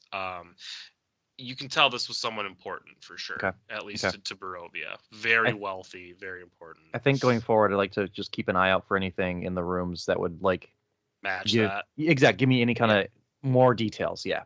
Cool. Can I investigate the area looking for anything maybe hidden, but also looking for like, a lot of paintings of famous people will have like, this is Henry VIII. Yeah, absolutely. Go for it. Oh, I will say this, Eric. The coat of arms, just for fun, is a stylized golden windmill on a red field. Okay. I rolled an 8. Yeah, you don't really see anything. You know, they're big paintings that some rich douche hung up at one time. Is kind of like what your opinion, you know? Sure. I will say what you guys do notice, just because you are looking so intently. This room is like spotless, shockingly spotless. Based on that, when you walked in here, like you definitely thought you were coming into an old smelly dump, but it looks like it's recently been cleaned. Interesting. I rolled a 17 perception just to kind of look around. See if Yeah, I can same thing. You can glean that the coat of arms was definitely the owner of the home. Again, like it's too clean. It doesn't feel like it should be this clean. Everything in this town to this point has felt abandoned or dirty, or sort of falling apart and crumbling. For a house that with rusty old gate that was just unlocked and swung open to come into like a beautifully clean house is something that you definitely picked up on as you walked in. Smells nice too, right? Like, oh, weird. I'm gonna open the next door. We're gonna press on, yeah. Cool. So you come into another giant welcoming room, a hall, if you will. Again, mounted on the wall is a coat of arms, but like a real one. Same picture, and it's got a sword running through it as well. There's a beautiful fireplace. Not What do you mean active. like a real coat of arms? Like, is it a real sword? Yeah. I'm gonna grab the sword and look at it. Cool. Why don't you just give me like well, you know your way around a sword. This is a long sword. Okay. It's non-magical, so just a regular long sword, but it is a working long sword. Again, clean, polished, like it looks like someone had just cleaned it if you had to guess. Okay. I'll just put it back. You also see like wood paneling with beautiful sculptures and pictures of vines, flowers, and nymphs. This was well decorated in its heyday, which it seems to be its heyday currently because it looks very lovely. I'm just gonna start opening doors and looking at things. What's this door? Cool. So in that room, there are you open it up to see basically what your guess is a closet. Several black coats, like black and darker black are the colors, and top hats sitting on high shelves in there. What kind? Like, I'm gonna grab one of the coats and be like, "Ooh, this is nice." Yeah, just like a nice coat that an aristocrat would wear. Nothing cool or magical or anything like that. Feels nice and warm. How about this door? I'll open the door at the bottom. Why don't you guys give me a check in the room too while you're looking around? Let's just do a fresh perception for everybody. We're just moving along, Joe. I love 19. it. No, I love it. 19 for me, perception. 19. Cool. So, you guys notice that all those like nice carvings and paintings of vines and all of that like decorative stuff, flowers, as you look closer, you can see that someone has scraped skulls into all of that, sort of hidden and small, but very nefarious looking imagery as you peer into that. The decorative paneling, also like the skulls, sort of all lead you to the stairs. If you had to guess, that's kind of what it feels like. Are the stairs going up or down? Up. So let's open some rooms. We'll go with Brad first because Chris has opened a few rooms already. Yeah, Chris. This is it's an oak paneled room. If you had to guess, it looked like a hunter decorated this room. Again, there's another fireplace, there's a stag's head, and then positioned around the room are 4 basically taxidermied wolves, looking Ugh. super haunting. And they're all positioned to be looking right at the door, so they're all looking right at you. Wow. There's That's- also like animal furs. So I'll let you kind of go from there, but that's what you see as you initially open the door. I think he starts to like takes one step in, looks around, takes one step out, leaves the door open, but then looks and says, "The monster's not in there, but it is pretty creepy." um, Walks away from that room. I will say in here too, here you see like a wooden cabinet, and right here there's like a, I don't want to say steel, but there's like a more secure cabinet also. Oh, In okay. that room, so just that exists. So then you do all of you say what you do to the party, and then I'll let whoever else wants to go. I'm going to take out my little bat buddy and stroke him under the chin. And I'm going to tell him to fly up the stairs and kind of get an idea of what's on the second floor. Cool. Okay. So you do that. So this will just be for Eric's eyes only, but I guess the rest of you can look. For Eric's eyes only. He comes up into the second floor, kind of right above where you guys are now. This is it's darker in here. There's oil lamps again, unlit throughout. There is a giant wooden framed portrait of a family, 2 parents and 2 children, and you recognize the children as the 2 that you saw outside playing. Okay, cool. There are standing suits of armor as well up here on the east and west walls. They each clutch a spear and a visor shaped like a wolf's head. And then, yeah, the imagery in this room is kind of cool. You can see paintings, or not paintings, but the like wooden paneling that is kind of throughout the entire house. Here is decorated, from what you can tell right now, as kids just dancing and holding hands, all kind of throughout the walls of the room. Okay. Sorry, real quick. You can see the doors on the map. Obviously, a door to the south and north. So you see those 2. Okay, cool. I'll close my eyes and kind of take all that in, and then I'll open my eyes slowly and call out to them and be like, "It seems like there are more doors upstairs. Portrait of a family with the children we saw outside."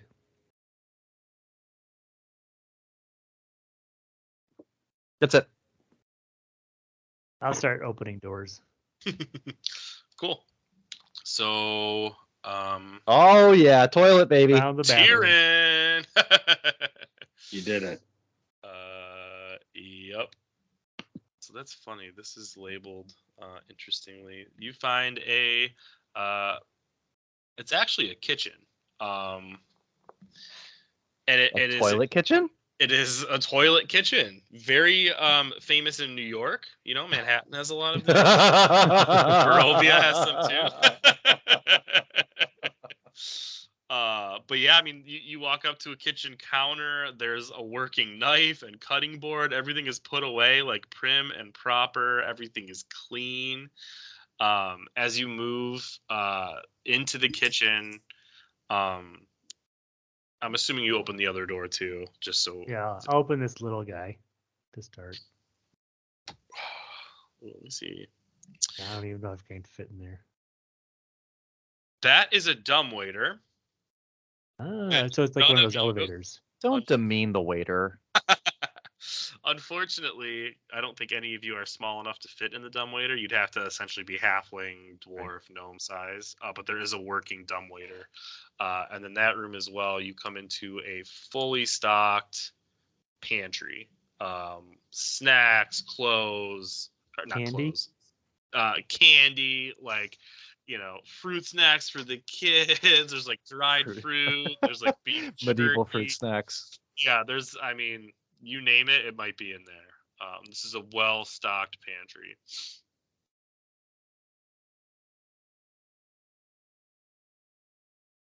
Anyone else want to do anything before I open this door? That was a clause. I'll Okay. get into the center of the room ish.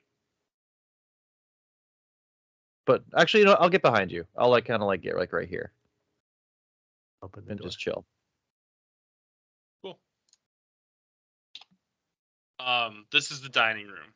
A very elegant, well kept and set dining table sits there. A crystal chandelier hangs above the table. The table has just everything you would expect from a wealthy person's home. The silverware is real silver. There is another fucking fireplace in here with a painting of the same family hung over the fireplace. There's wooden paneling throughout the room with images carved into them of deer among trees, kind of like frolicking in the woods. Sorry, what was this over here? I don't think that's anything of note. Shall we go upstairs? Be cautious for the suits of armor. Marcus was thinking and wants to cast Detect Magic. It lasts for 10 minutes. And peek his head back in the room. This room to the south that he opened originally. Nothing magical actually pops up in that room. Do I see anything magical within a 30-foot radius of me? I mean, you get the same feeling that you guys had before. Like the walls feel magical. The house feels magically alive, so to speak. Right. So you were like overwhelmed by the sensation. But nothing. No individual objects at this point. 30 feet of you, that would hit upstairs too, wouldn't it? Well, it goes for 10 minutes, so if we can, as we're going, if you Yeah, let maybe. me do this right. Let me just look up what room this is in. Man, you guys are smart people. Should I had you do it at level 1? No, I'm just kidding. This would be impossible for 3 level 1s. Challenge accepted. I know, De-leveling my character. D-level now. So that is there. Okay. You get the sense, very, very faintly above you, something is hitting a little bit. What school of magic is it? I'm thinking conjuration. Is it a bat? No, let me see.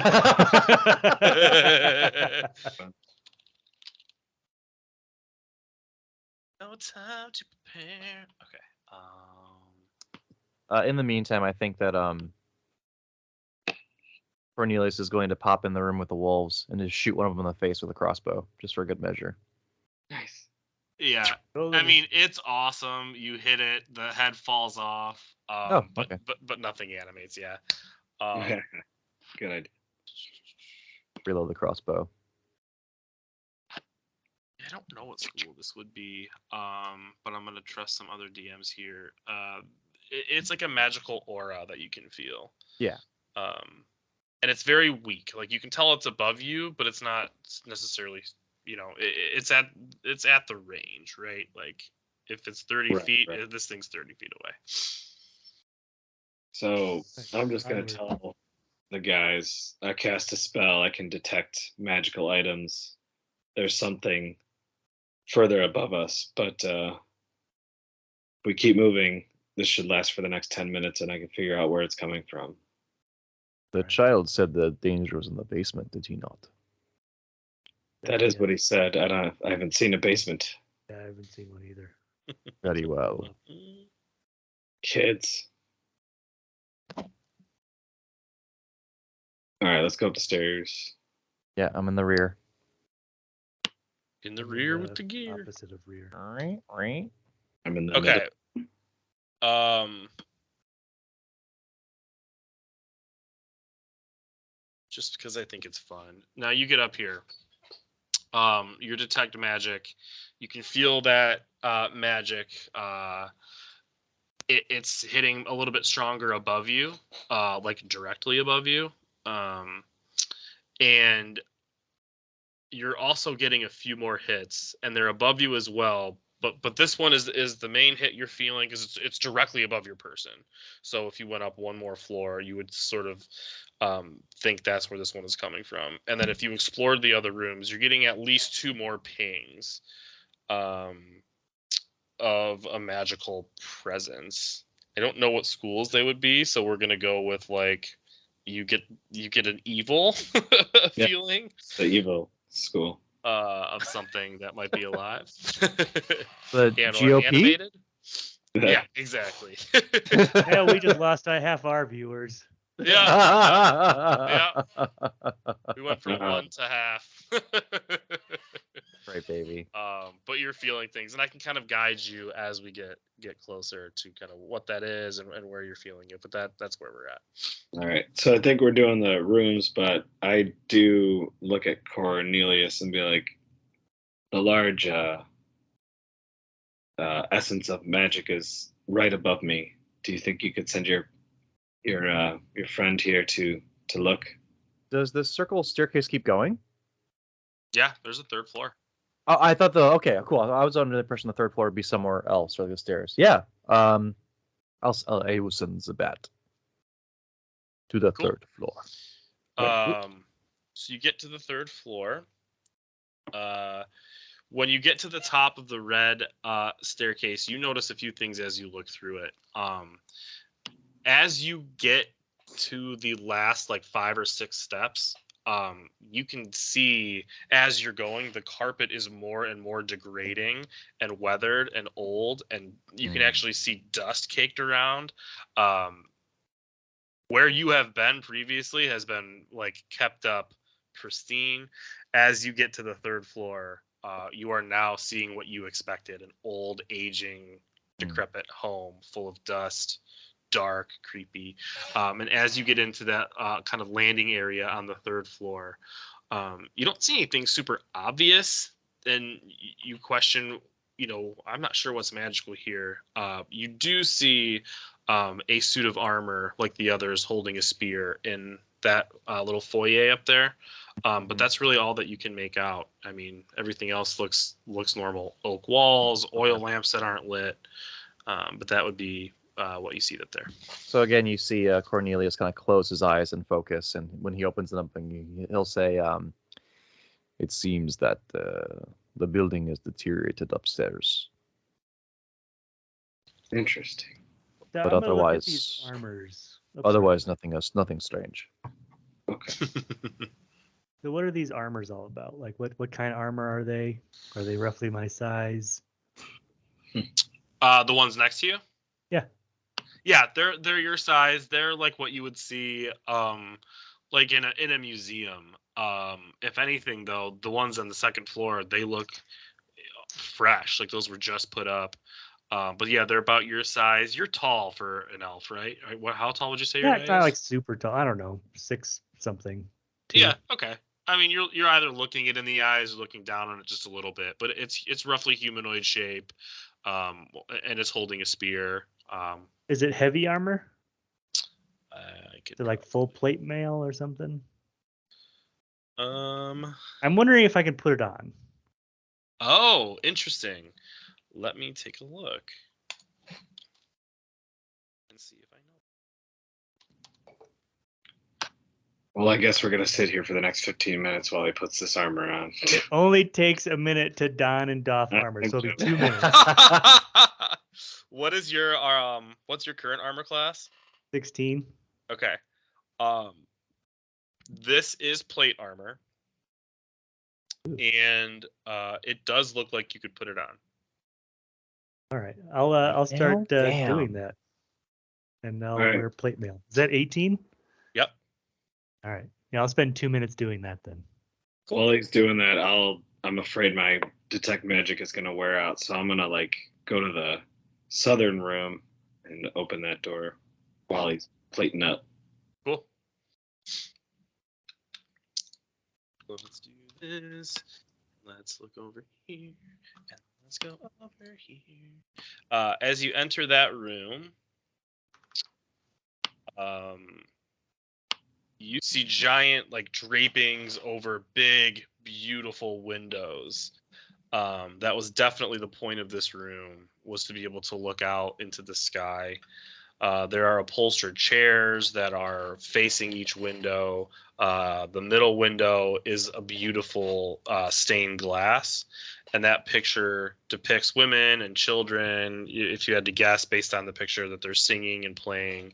And there's also a giant harp that sits in the northwest corner of the room, and it looks to be in working condition.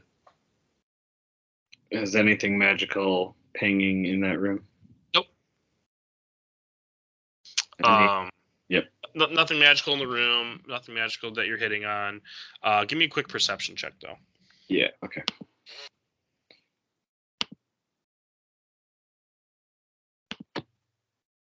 The dice are really slow in D&D Beyond, so. Yeah, it can be.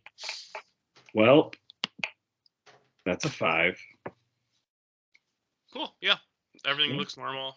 And like I said, the kind of carvings on the walls appear to be children and women like singing and playing, as best you can see, and that's it. I feel like I missed something in here, but and then unless someone else wants to do something, I was gonna try and.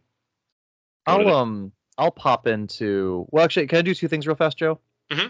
Is there anything in this foyer that like gives me any kind of additional information on the heraldry or coat of arms or anything that I had been keeping an eye out for previously? You can see another like elaborate painting of the family. Again, you recognize the kids and the family. Right. And this painting also has the coat of arms on it as well. So given that you've seen now the parents' faces, the coat of arms a bunch of times, why don't you just do a history at advantage to see if we can at least put a name here. Advantage is 21. Okay, cool. So you now, like, it hits you like, oh yeah, this is the Durst family, and this was a prominent family of Barovia, many, many moons ago. Fred Durst? Yeah, exactly. This is the Fred okay. Durst family. It makes total sense. Yeah, and they were of high stature. There are rumors of the Dursts that they dealt in some dark magic and or cult-like behavior, but nothing was ever confirmed. And they sort of dropped off the face of the earth. One day they just were never heard from again. And this home has, oddly, as you now know, because it's been like hundreds of years, stood the test of time. It's still here. And no one quite knows what happened to them. So I'm familiar with the Durst family from the material plane. Yeah, you would have known that name. They're like, it's like a legend, right? Like in school, you probably okay. if you ever studied anything about Barovia, you would have known that. I think anyone who would take a good look at Cornelius would see that his eyes have gone from like normal, kind of like almost mundane boredom to like there's a weird sense of like self-realization almost, because this is almost exactly what's happened or has happened to his family previously. Oh, okay. I love it. So the whole like striking a chord. Exactly, like the degradation of Yeah. a noble family, kind of like True. deteriorating over generations, and like kind of hearing this, like it's hitting too many familiar notes for his liking. I think I'll quickly go into the southern room here and do an investigation check just to see if I can like notice anything about the room in particular after my buddy Marcus went in there and didn't seem to find anything interesting. Sure, yeah, you can roll investigation. Investigation? Yep. Is that a 1 or a nat 20? That's a nat 20 for 25. Yeah, again, there's not much going on in here. You pick out in the carvings that were dancing kids and children and adults holding hands. Once you really inspect them, they are all like someone has again gone over and drew skeletons over them. So Gotcha. As you get closer, it's very much more menacing. But there's nothing else in the room of note.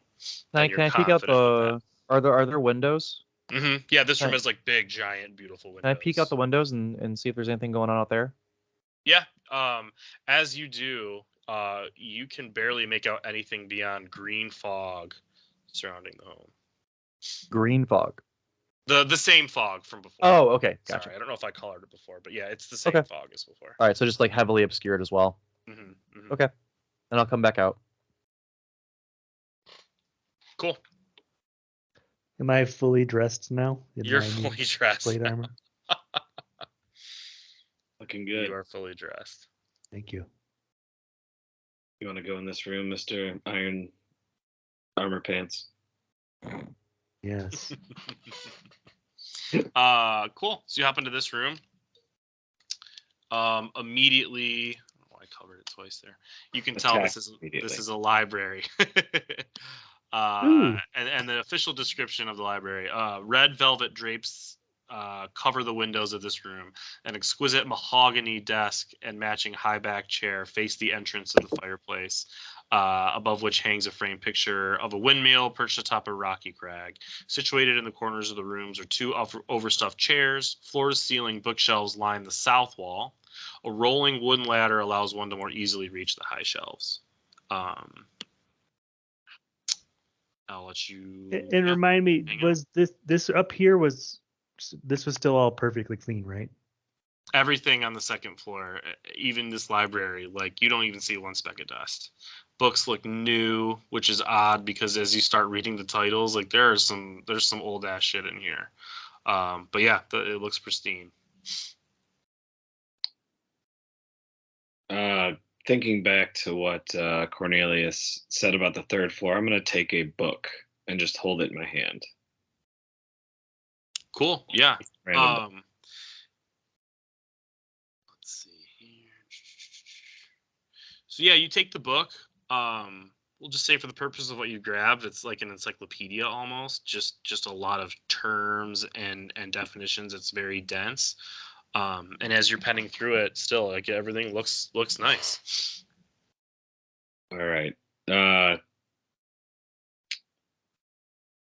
Tyrion, maybe when we go up to the next floor, let's see if anything changes with this book, since I don't want your armor to rust off of you. All right. We run into any issues. We have one more room to. I would say also in the library, give me a quick perception check. Whoever went in there. I was in there with them. 7.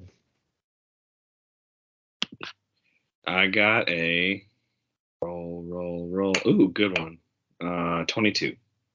Okay, so you take note of the desk, and you can see on top of the desk, there's an oil lamp, a jar of ink, some pens, a letter kit, a wax kit. I mean, this guy was a reader and a writer for sure. Your guess would be the head of the household spent a lot of time here. And the desk has one drawer that's just a little bit jarred. And yep, that's everything on the desk. There's nothing in the drawer, or you can check it out. I'll look. Yes, for sure. Yeah, you open the drawer and you see an iron key. I take said key and I say to group, I found an iron key. Also, with a roll that high, give me 1 second to just.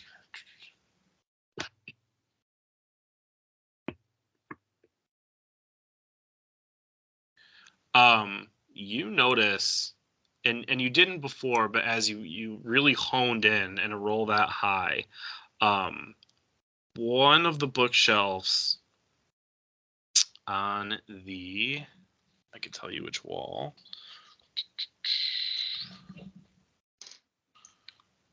This wall here. Mm-hmm. One of the books looks odd and out of place. And as you look at it a little bit more, it doesn't even look like a book at all. Tyrion, come back. Just for backup, I pull the book or try and grab it or move it. Cool. Yeah, you pull it and you get about halfway, almost pulling it out, and then it catches you, and you hear a and the bookshelf pops open. You would expect like dust to blow into your face, but none does, and then the bookshelf moves, leading way to a room hidden behind the bookshelf. Secret room. Yep. It's a secret room. So not pictured on this map, but this is where the secret room is. Yeah, I got it. Let's go check it out. Hey, I was first. So this room has more bookshelves. Obviously, it's much smaller, but there are tomes of. They look more like scrolls. Once you start to go through them, of a magical nature. Not necessarily spell scrolls, but scrolls describing how to cast a spell, if that makes sense. So there's a few of those, and there's a heavy wooden chest, kind of all the way pushed back at the end of the room. I look at the chest and then use that key that I just found to open it if it's locked.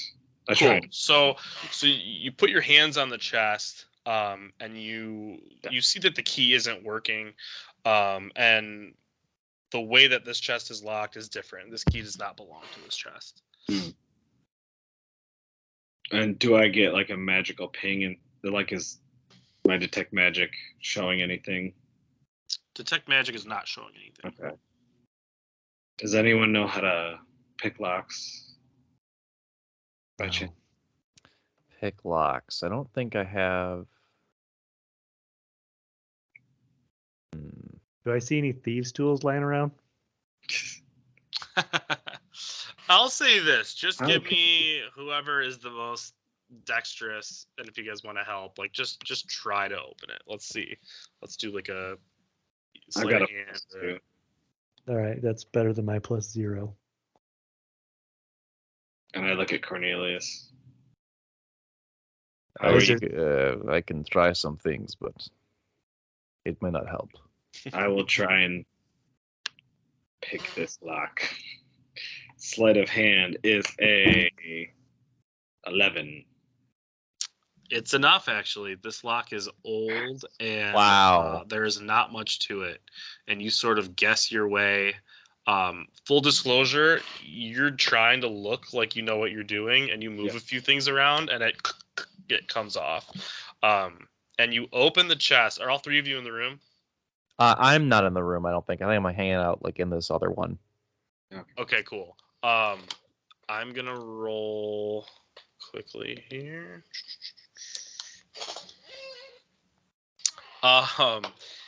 You open the chest, and as you kind of extend it fully, 3 darts in a loud click pop out. So you are directly there opening the chest. You get hit by one, so I'll need you to do a dex save, and the other 2 fly off. Dex save. Oh, 15. I'm sorry, a Constitution save. Oh. Well, that was. If this is bad, I'm not gonna be happy. 21. Cool. So we'll do the dart. And what you now see is a dart, because you look to your left and your right, and you see them hit the walls, and you pull one out of your armor. And it is an old dart. You give it a little smell, and you can tell it was coated in poison. This was an old trap set up by someone a long time ago, and it failed clearly. So you're able to kind of toss the dart down and take a look at what's in the chest. So in the chest is a rolled up note with like a little red ribbon around it. And also there are 3 blank books with leather covers, each worth the leather is like nice and new looking, so you could probably sell those if you wanted. 3 spell scrolls, one with bless, one with protect from poison and spiritual weapon, and there's documentation, and as you peer through it, you can actually see the deed to the house, a deed to a windmill, and a signed will. So,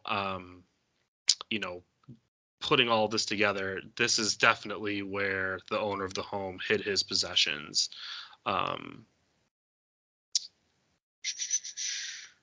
And that's it. So a couple empty books, those spell scrolls, no gold or anything, a will, and then kind of a rolled up note. What's the rolled up note say? Yeah, I'm gonna open the note and I'm gonna read it. Yeah, you unfurl that, and it says, "My most pathetic servant, I am no Messiah sent to you by the dark powers of this land. I've not come to lead you on a path to immortality. However many souls you have bled on your hidden altar, however many visitors you have tortured in your dungeon, know that you are not the ones who brought me to this beautiful land. You are worms writhing in my earth. Wow. You say that you're cursed and your fortune spent. You abandoned love for madness, took solace in the bosom of another woman, and sired a stillborn son. Cursed by darkness? No, I have no doubt. Save you from your wretchedness? I think not. I much prefer you as you are. Your dreadlord and master, Strahd von Zarovich."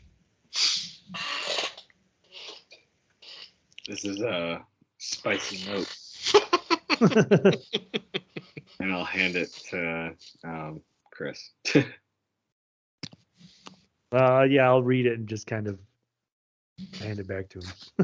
And so with detect magic, after reading this note, you get a couple quick blips, and you're not sure where throughout the house, but you just get a hit here and a hit there and a hit there. If you had to guess, the house reformed a little bit. Nothing nefarious, but a few things within the house have changed slightly. Creepy. Okay. Let's grab those scrolls. And yeah. There were other scrolls in the room too. Mm-hmm. What are Not those? necessarily spell scrolls, but okay. Let's say that you pulled one out and unfurled it. The one that you happened to grab is a necromantic summoning ritual. And I would say roll perception. My wizard and my grave cleric. I'm not in the room. Oh yeah, sorry. Okay. Yeah. You can roll quickly, Brad. 7. I rolled a 10, and I'm kind of necromantic-y. Yeah, it looks like a ritual. It looks like a ritual spell. Bullshit. No, I'll show it to our wizard friend. Okay, cool. Let me take a look. Am I able to identify it just innately, or do you want me to roll for anything? You can roll Arcana. 12. Cool. You've studied magic a long time. Obviously, you can tell that someone who didn't know what they were doing tried to put some notes together and maybe ascertain a spell. So a non-necromancer tried to work something out. The notes are complicated. It's long, but through your quick skim, you can tell it's bullshit. This isn't going to work. Looks like someone dabbled with something they didn't understand. What else did you find here? There were a few more scrolls and this note, and then I'll hand him the note. I'll peruse over them. Cool. Do you mind if I hang on to these? I'll keep. Well, the bless and the magic weapon or whatever it was. Oh yeah, those on the. I'm more worried about like the historical documents than I am the. Oh right. The clerical okay. stuff. Yeah, I was gonna say I'm gonna keep the spiritual weapon one at least. No, he's more so interested in like the will. Yeah, the deed to the house. And stuff. Exactly, all that stuff. He's Cool. very interested in, and like the note with like explaining everything. Cool. Please keep it. All right. How about this room? Oops. You hop into a room, and it's the first time you say to yourself, "Man, this is small." It's just it's a small little room, a couple beds, neatly put together. There's an empty foot locker, and there's a couple servants' uniforms hung up at the foot of the beds. What about this door? That is the dumb waiter, where it would lead up into. I'm guessing that's this. What's this over here? Oh yes, Closet. true. No, it is labeled.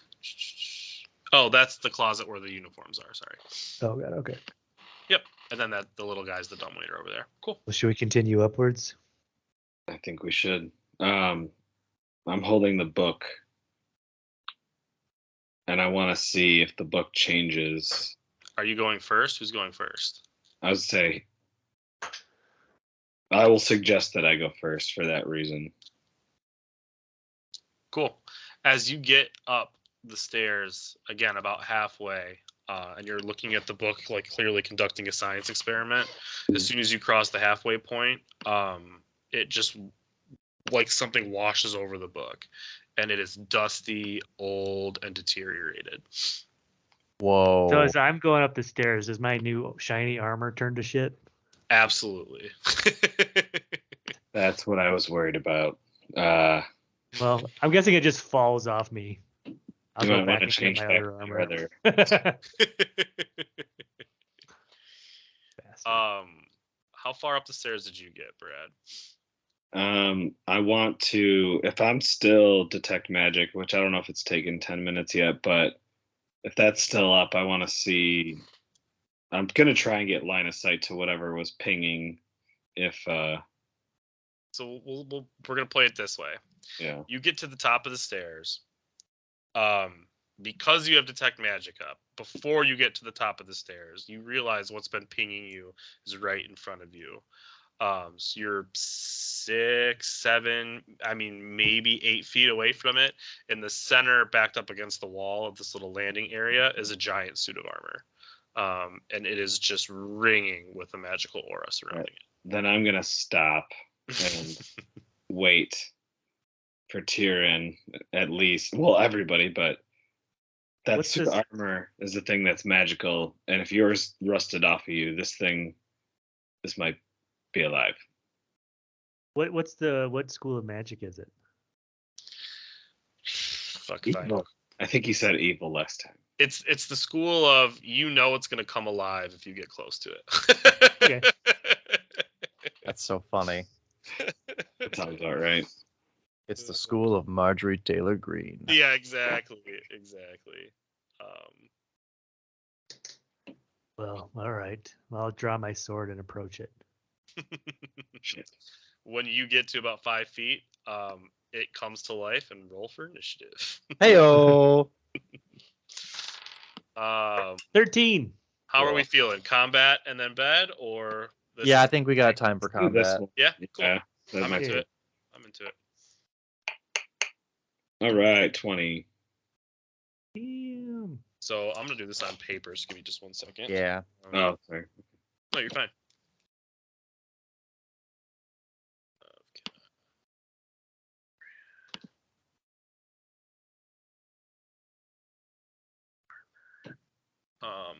What are your rolls again? 13.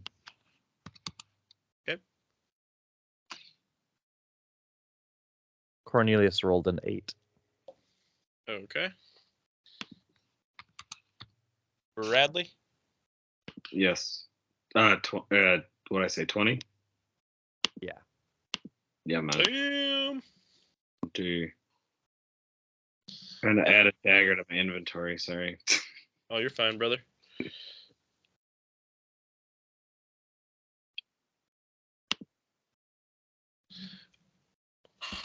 Cool. And when we're ready, it's going to be Brad's move.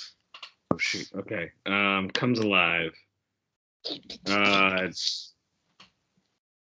right. I will do the old trusted true.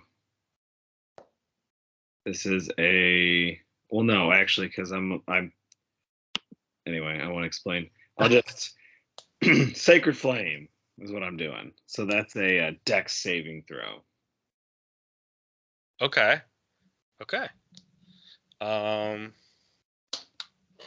7.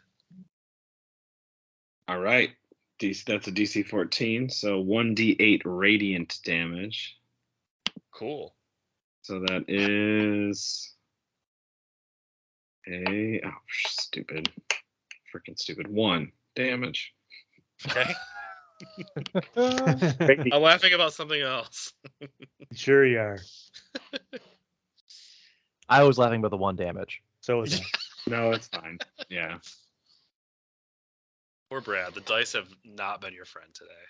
The one time they fail. I know. And Every one. other campaign, you're rolling nat 20s with your eyes closed. And Take so it. that was radiant damage. Yeah. What was the spell again? Sacred Flame. Okay, yeah. So you cast Sacred Flame. How do you produce Sacred Flame? Because we know Ray does it with his eyeballs. Yeah, no, it's all the same from the focus, which is the ring of the Raven Queen. Mm. Oh, cool. So what I point and for the Toll of the Dead, this is more like a whole hand Cool. flame beam coming out. Cool. Most of it is deflected off.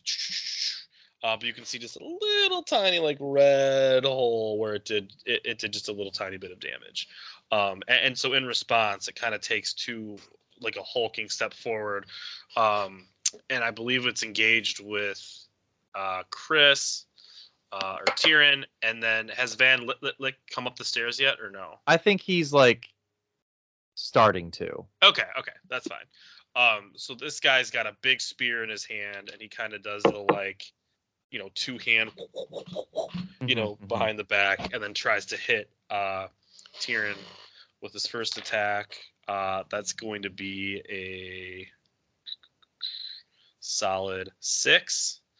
So I'm guessing that misses, and then he's gonna kind of reposition himself and come in for a second one. This time, pointer end. And that's going to be a 8. So he's going to miss as well. And just kind of, you almost think he's going to yell, but like there's no noise there. And then allow Tyrion to go. I'm going to take a big whack with my S word. Cool. 14? That misses. That bounces off the plate armor. That's it for me. Cool. That's going to bring us to our mage.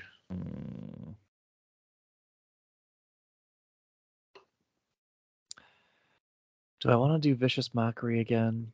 Or do I want to do something different? Gives him disadvantage on the next attack roll, right, if it works. Mm-hmm. Yeah, let's do that. So he's going to kind of round up here so I can get line of sight on the suit of armor. It's probably like right there-ish. Mm-hmm. He's going to turn and stretch out his hand again, and he's going to say,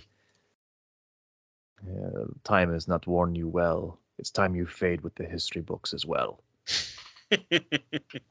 DC 13. Okay, let me look this up real quick. Okay. What is that? Wisdom saving throw, DC 13. Oh, this is funny. I've never had to subtract so much.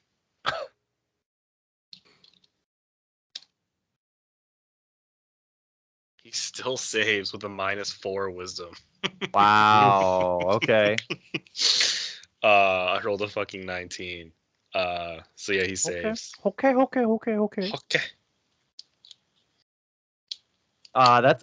That's it for me, I think. Okay.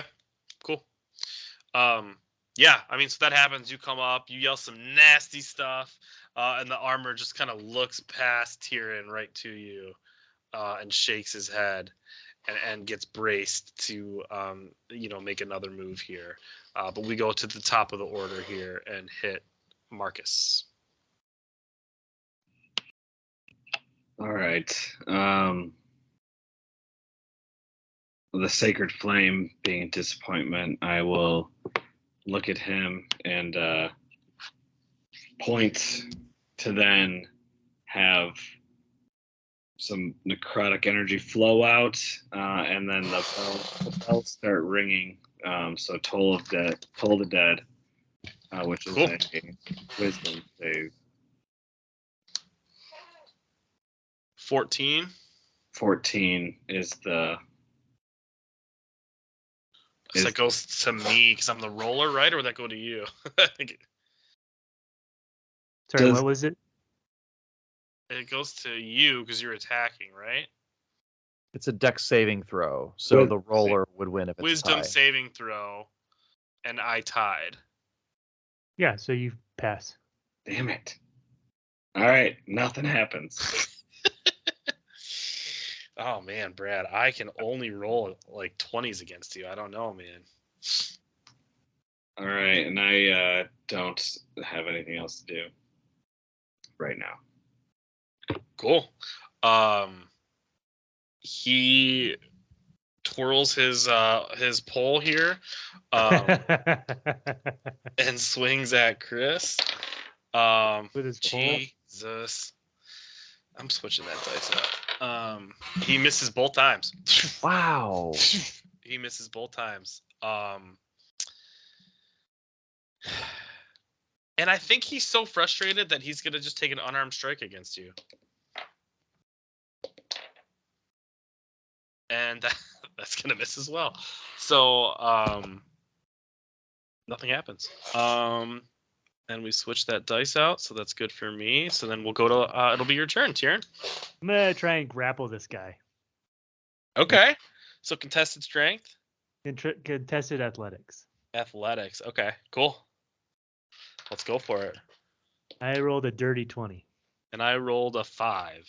Wow. I can't do it. So yeah, he is successfully grappled. All right, now I'm gonna kind of like move him over to the side here, so that he's like between me and the thing. Uh-oh. Oh man. Okay. Cool. And that's my Yeah. turn. For now. I like that. I like that. So that's your turn. So we'll move to our mage. Okay, I might switch things up a little bit. Hold on one second. I gotta attack Brad so I can roll a nat 20, man. Okay. Yeah. That's ability check, not a saving throw. I'm still gonna do it. I'm gonna cast Mind Sliver. There we go. Okay. So same thing, DC 13 save. For wisdom. Intelligence this time. That's even worse. Say it can't be intelligent. So Yeah, 0. Okay. nice. So that's a D6. So that's 3 psychic damage. And it has to subtract a 1d4 from its next saving throw. Yeah. Like From the its best next changer. saving. Saving. From the next save. You give me some flavor for the spell.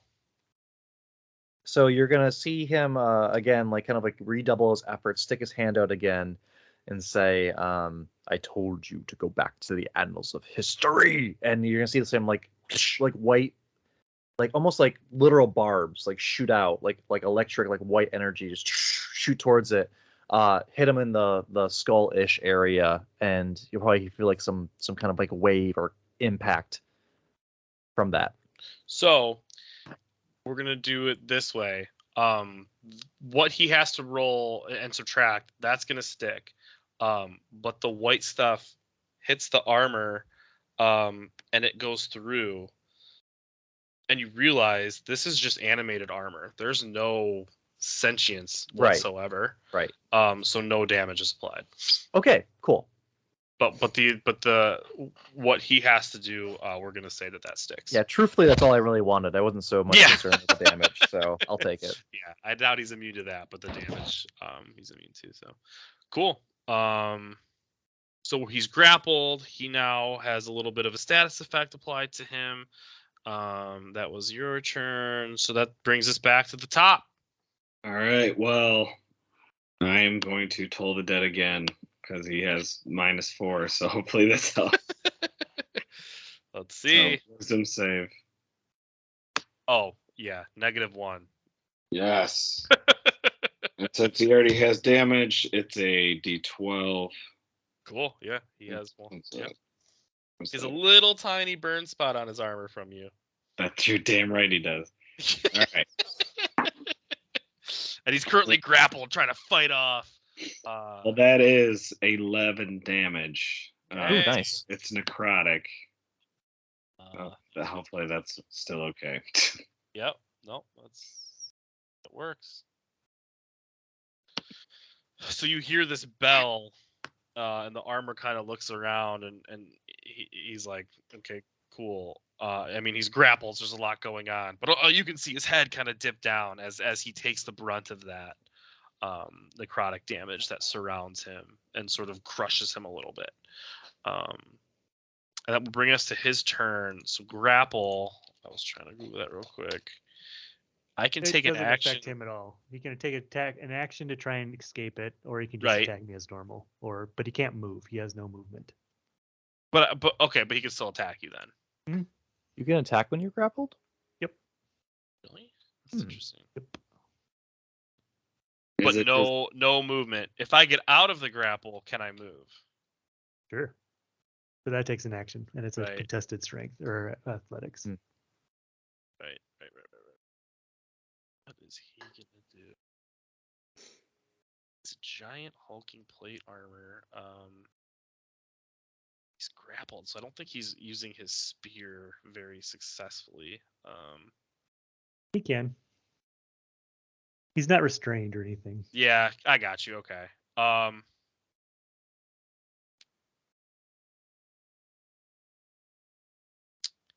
Because I know what you're planning to do. I think he is going to try and get out of the grapple. Okay.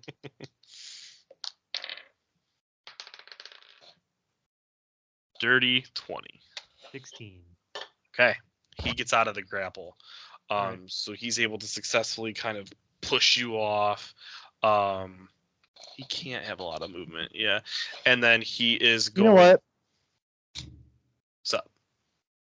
Yeah, fuck it. I'm gonna silvery barbs his success on the. Oh! Yeah. Cue my meme of Silvery Barbs destroying with the Undertaker. Yeah. 17. Still beats him. Shit. Okay. Ah, But you give someone advantage. on But- the I next do give attack. someone advantage, but it's on the next thing, right? I can't give you advantage on your contest, can I? That seems a little No. too. No, it's the next roll essentially of someone. There's like 3 or 4 different rolls you can do, but it's the next one. Oh, Oh, but I have to -4 on my next save. No, you already did. That You was already an used that for advantage. the. Right. It was used up with Brad's turn. And this is a Whether saving you use throw, it or not, so- yeah. Got it. I'll give Chris's character advantage on his next. Okay. Whatever. Okay, he's still free. He's basically gonna square up with you and come here. Like, sorry, here. He's gonna get away from the edge Damn. there. And that's I was his turn. excited He used about his what action. I was gonna do. so- Yeah. All right. Well, I'll just I'll take a swing at him. On your turn. Okay, cool. Oh my god.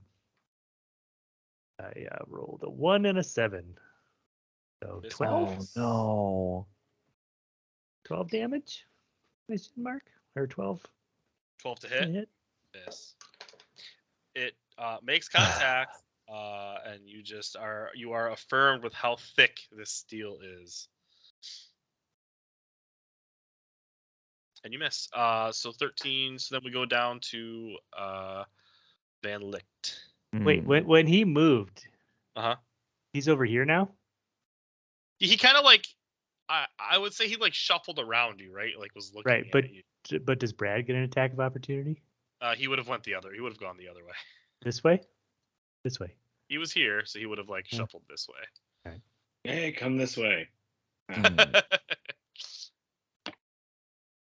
Von Liechtenstein. I'll do Vicious Mockery again. So that's So DC 13. Wisdom save. Yeah, definitely fails. Awesome. So no psychic damage, right? Because he's immune. Yep. But he has disadvantage in the next attack roll. You got it. That's it. Next attack roll, right? Next attack roll, disadvantage. Yep. Yep, got it. Cool, top of the order. So, our cleric. Yes, yes. Well, I can't heal anybody. That's what I've been waiting to do. Don't want to use up too many spell slots.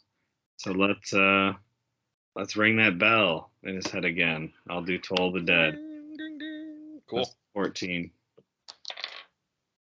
Oh yeah, fail. All right. It's another D12. So Keep coming. 9. Another good roll. Damn, nice. Okay.